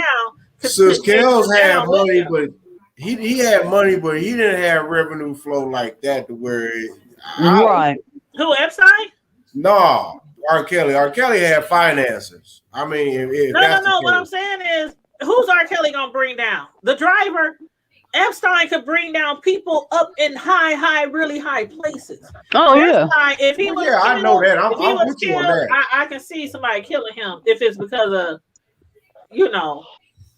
he been able to implicate others. Well, Epstein. Well, see, the thing with Epstein is that because he could have implemented, he could have just said names. And that right there would have brought down, governments and all kind of shit. And it's like that's too bad. Thank you, Tiana. She know what I was trying to say. For sure, I'm glad somebody did. I went to South High School. My vocabulary ain't that long. Not girl. Oh, that's what happened. Here's the thing. The man did it. Okay, he did it. He guilty, whatever. All right. Now, what's next? That's what I want to know. Yeah. That's what I want to know after all this hoopla hopla that's been going on about this Robert R. Piper Kelly. Or whatever the hell. I at the end Lil of the Kelly. day. No. You called him Little what you call him, Lil Harvey? Yeah, Lil Harvey. Lil Kelly. Yeah, Lil Kelly and Lil Jake. All of them. Everybody, listen. I want to know exactly what is going to be what is the end game to this? Is what I want to know. Like, okay, is it the fact that is it that he was just a regular or whatever entertainer, regular man, whatever, that got caught up in his own end game, or is he basically a pawn to a bigger scheme? Well, I for one believe. I've been saying from the beginning that I think everybody should be arrested, charged. I've been saying that for a long time, and I for one believe that this is just setting the like all these big people, high profile people, whatever you want to call them, R. Kelly, the Epsteins, the Harveys, whatever. I would hope that this in later years will make people double think their morals. Is it worth it? Is money this important? Should I speak on it? I mean, so much stuff in this industry, in the entertainment industry. A lot of people give away a lot of things, not just Kelly, not just Harvey, not just Epstein, not just Bill Cosby, not Well, just. you saying is money that important, but think It's about a it. lot If of you them. from the hood, like Kelly and them, they grew up in the project. You from the But see, project. I get You that, ain't but what never I'm had saying is nothing. from this trial, from these charges, if in fact they do go after the other people in the empire, I hope this makes people think. That's what I hope. That's what I hope will be the end game. Is that people and all these people in the entertainment center, the ones who are famous, the ones who can have anybody they want. I would hope that they rethink their positions too. Hope it gives And them people stop pause. turning a side eye. Like there was people in R. Kelly's camp, other entertainers, lawyers, all kind of people who saw these young girls running around his house playing double dutch and hopscotch and watching movies. He was out there Watching hopscotching Disney too. shows. He said, I mean, double come dutch on and now. hopscotch. I mean, yeah, double dutch, hopscotch, fly, clap. Come on, y'all. And it's like, I just hope that more people, not just the entertainers, but the people around them, will be like, we can't keep doing this. It's wrong. Okay. I'm going to have to mute Karma Diva. I don't know what all that noise is, Karma Diva, but it's a lot of feedback. It was just me coming. Oh, sorry. I was walking out the front door. Oh. Okay, My screen is squeaky. I'm going to go up and read some of the comments. Gotta go see my mama. Okay, I'm gonna mute you, Karma Diva. Tiana said, in my own opinion, they got what they wanted. I don't think anyone else is going to be held accountable for adding him in the criminal. And that might be the case. I hope not, but hey, I can only wish. Money is important to some people who don't have shit. Yeah, that's true. Money is the root to all evil. You absolutely right. Tiana, believe those people got immunity. So a few of the people got immunity, but that's not the whole empire. So he had hundreds of people who worked for him, and only a few of his staff members actually testified. Everybody else was mostly victims and the pastor and the people from the courthouse and all that kind of stuff. But Kimberly Lachelle, Kiss of Bliss, Sirens confirmation. Kimberly said Sirens confirmation. We heard the sirens in Karma Diva's background. She said confirmation. But y'all got some last minute words, Tone or your wife, Karma Diva, because I do have another show I have to do. I'm doing a review of the finale of Empire. So that's why, I'll just hit you. Please hit me. Please hit me. Please hit me because I really want to do the ladies thing. And I know we all have busy lives and everything. So that's why I only wanted to be like maybe once or twice a month. But I really would like for us all to have our own platforms so we can alternate. And don't you start, Karma Diva. Don't you start. I was about to say something, but everybody to have a YouTube channel. Am I lying? You ain't lying. Tiana, I'm waiting on Tiana to start a channel too. No. See, look. But is there anybody in the chat who has their own channel? I know Miss Sislo Newsworthy has a channel, so y'all hit her spot up. I know Sassy. Sassy has her own channel. I think Sassy, her name is way up here. Sassy has a channel, so make sure y'all hit her channel up. Donna Being Real has a channel, so make sure y'all hit her channel up. Polo the Creator has a channel, so please make sure you hit Polo up. She goes live almost every morning. She does like her walk-in workout lives, and she be talking about all kind of stuff. Let's see who else that I know for sure was in the chat with a channel. Melissa King, she has a channel. Hey, boo. Her channel is on like finances and improving your credit and home businesses, benefits of having home businesses. She talk about all that stuff. Fifi TV has a channel. Fifi is a beautiful lady and she does makeup and then she does everything else too. Talk about trending stuff and all kind of stuff. 2300 has a channel. Ooh, it's a lot of y'all in here. Shout out to my YouTuber friends. The Hood Table got their own channel. We see y'all. Tone about to get his own channel. You damn right. Y'all gonna learn today. Y'all gonna learn. And when he do, we're gonna come on there and go to sleep. I'm gonna enjoy coming to your channel. Yeah, when he gets I'm gonna come on there and go to sleep. Yes, Kimberly Lachelle, a kiss of bliss. Hold up, she said she got a channel. Hold on. She said, "Come on over and go to sleep, huh?" Hold on. Let me see if I can find it. Yeah. I love you, bro. I love you. She said, "Come on over there and go to sleep." Right. Hey, that's a sign that you made a place comfortable. Look at Kimberly. Oh, that's you with them dreads. Is them dreads or some braids? Oh, you cute girl. You cute girl. Thank you, girl. Oh, Kimberly, she's cute. Let me subscribe to her channel. I'm about to and I ain't subscribing because you cute. I'm subscribing because you support my channel. I try to subscribe to everybody who's supporting my channel. Yes, make sure y'all go to Sassy Show. The Sassy Show. Hey. Yes, Kimberly, congratulations. You got 100 subbies. Hey. Well, you just got I'm like what you got? What you got now? Like 10. Hold up. It says you got 110, so I must be 111. I must be 111. Let me drop your link in here. Okay, I'm gonna drop a couple of links. There's Kimberly's.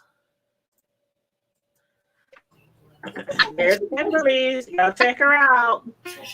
The Sassy Show. How many of y'all subscribe to the Sassy Show? She's a beautiful woman too, and she's very intelligent. That's what I'm talking about. Sis giving out love. That's how you do it. Yes, and I love these intelligent, black, beautiful women that have YouTube channels.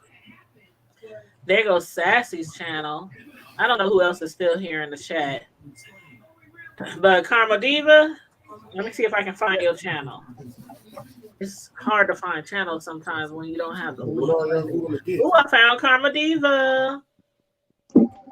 Hey, this your channel so people can subscribe. Oh, okay. Let me drop one more channel. To my regular page. Don't put them on that. Which page? On my regular one, not the combos page. My regular page. Okay. Because I was gonna call you and have you help me set up the combo page, but I ain't did that yet. Okay, yeah. Well, if you ain't set it up yet, then I can't send them there because right now your Carmo Diva combos is on your Carmo Diva page, your regular page. Yeah, that's what I'm saying. Send them to my regular page. Yeah, that's what I sent them to. You only got one, girl. Okay. Let me get Miss Sislow. Yeah, because you was gonna start a separate page from that one. That'll be what's up. Okay, now I'm gonna drop Miss Sislow's. I got y'all. Yes. Kimberly said, essential oils advocate for doTERRA. We just got FDA certified. Yay. #1 in the nation. That's what's up. Y'all, wait a minute. Y'all in San Antonio. Never mind. Yeah, she in San Antonio. And then, they in San Antonio. Because I might have to come to Texas for about a month. Yeah. Come on down. What part of Texas? I don't know. I got to see. They trying to move my mama out of where she at now. Oh. Talking about ain't no dialysis beds anywhere within 100 miles of Omaha. You mean we got to move to Texas?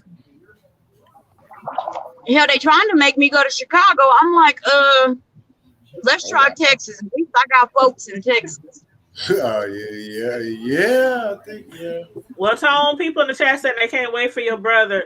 For your brother. They said I can't wait for Brother Tone and them channel. Oh, you already know. You already know. It's going down. Yes, have a good evening, everybody. They said thanks for all the laughs, conversations, entertainment. It's the hood table, y'all. It's the hood table. We might all be on one side. We can't talk about it here. We can't talk about it anywhere. Thank you. We can't talk about it as a family and still agree and disagree on certain different things and still be cool with each other. Then it ain't the hood table, y'all. Exactly. It ain't. But I love you guys. Right. Love you too, sis. Hold up. Kimberly said she's 2 hours from Omaha. What? Yes, I been having fun, yeah. Kimberly, did you see my video that I just uploaded last night? The clashing with the Clippers event that went on in Des Moines over the weekend. One of our drill teams was there performing, the Primetime Steppers, and I uploaded certain video clips from the event. So you might have been there. That's what's up. Yeah, that's a big event. It happens every year, Clash of the Clippers in Des Moines.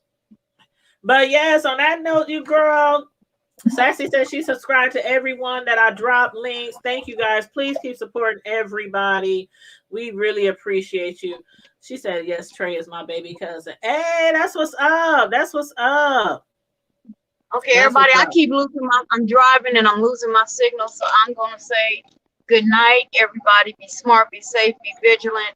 Keep it hood at all time. All the time. Already. And we're going to see y'all later. Keep me and my family please. Love you guys, and we will keep Mama lifted up in prayer. And wherever she go, we going. We gonna take the hood table with her. You already know. For sure. Yeah. Well, stay safe. Be blessed. I'll be back later, you guys. To all my Power fans, I'll be back later to do the finale of Power Raising Canaan. And then tomorrow we're gonna do BMF. Tone, have you watched BMF? No, my wife is on it. I'm still, you know me, so by the time I get done, you know, winding down, you know, from all the square footages and mechanicals and all that stuff. I watched it from time to time with her. I peeks it, you know, she stayed glued to it, so she on it. Well, she need to join me when I be doing my reviews, because I'm gonna do the last Power one tonight. Power 2 is supposed to start back over in November, but I'm gonna tell her to get your notifications set on, because I notice every single, like I said, you and Willie D. Willie D, you got me beat though. It don't matter. Upload after upload. Notifications. But as far as notifications though, on the strip, no, I get all of your notifications. Oh, I love you. Love you too, so, yeah, notifications though, I do get them, and that's a good thing. That's a good thing, especially on the book. I get them on the book and on the YouTube, so that you'll join. Y'all better follow me. Those out here that don't follow me, I'm on Facebook, YouTube, IG, TikTok, whatever, Snapchat, and we got our website, thehoodtable.com. Kimberly, you said your sister went, they shut it. Girl, yes, they shut it down. Yes, your beautician came in second at the class. Man, see, I'm gonna talk about that show probably like Tuesday or Wednesday, because that was nice. That was nice. But on that note, everybody, please like and share the video if you haven't already. Subscribe to the channel. Support the other YouTubers in the chat. And Tone, we be looking forward to your channel. For sure. Y'all know what it is. Well, yes. Coming straight from the 402 all the way down to the Texas. You about to come through. Already. They know what it is. All right. Stay safe. Be blessed. I'll see everyone later this evening for a review of Power Raising Canaan. I love you guys. Thanks for your support. As always. Bye. Keep it up. Keep it hood.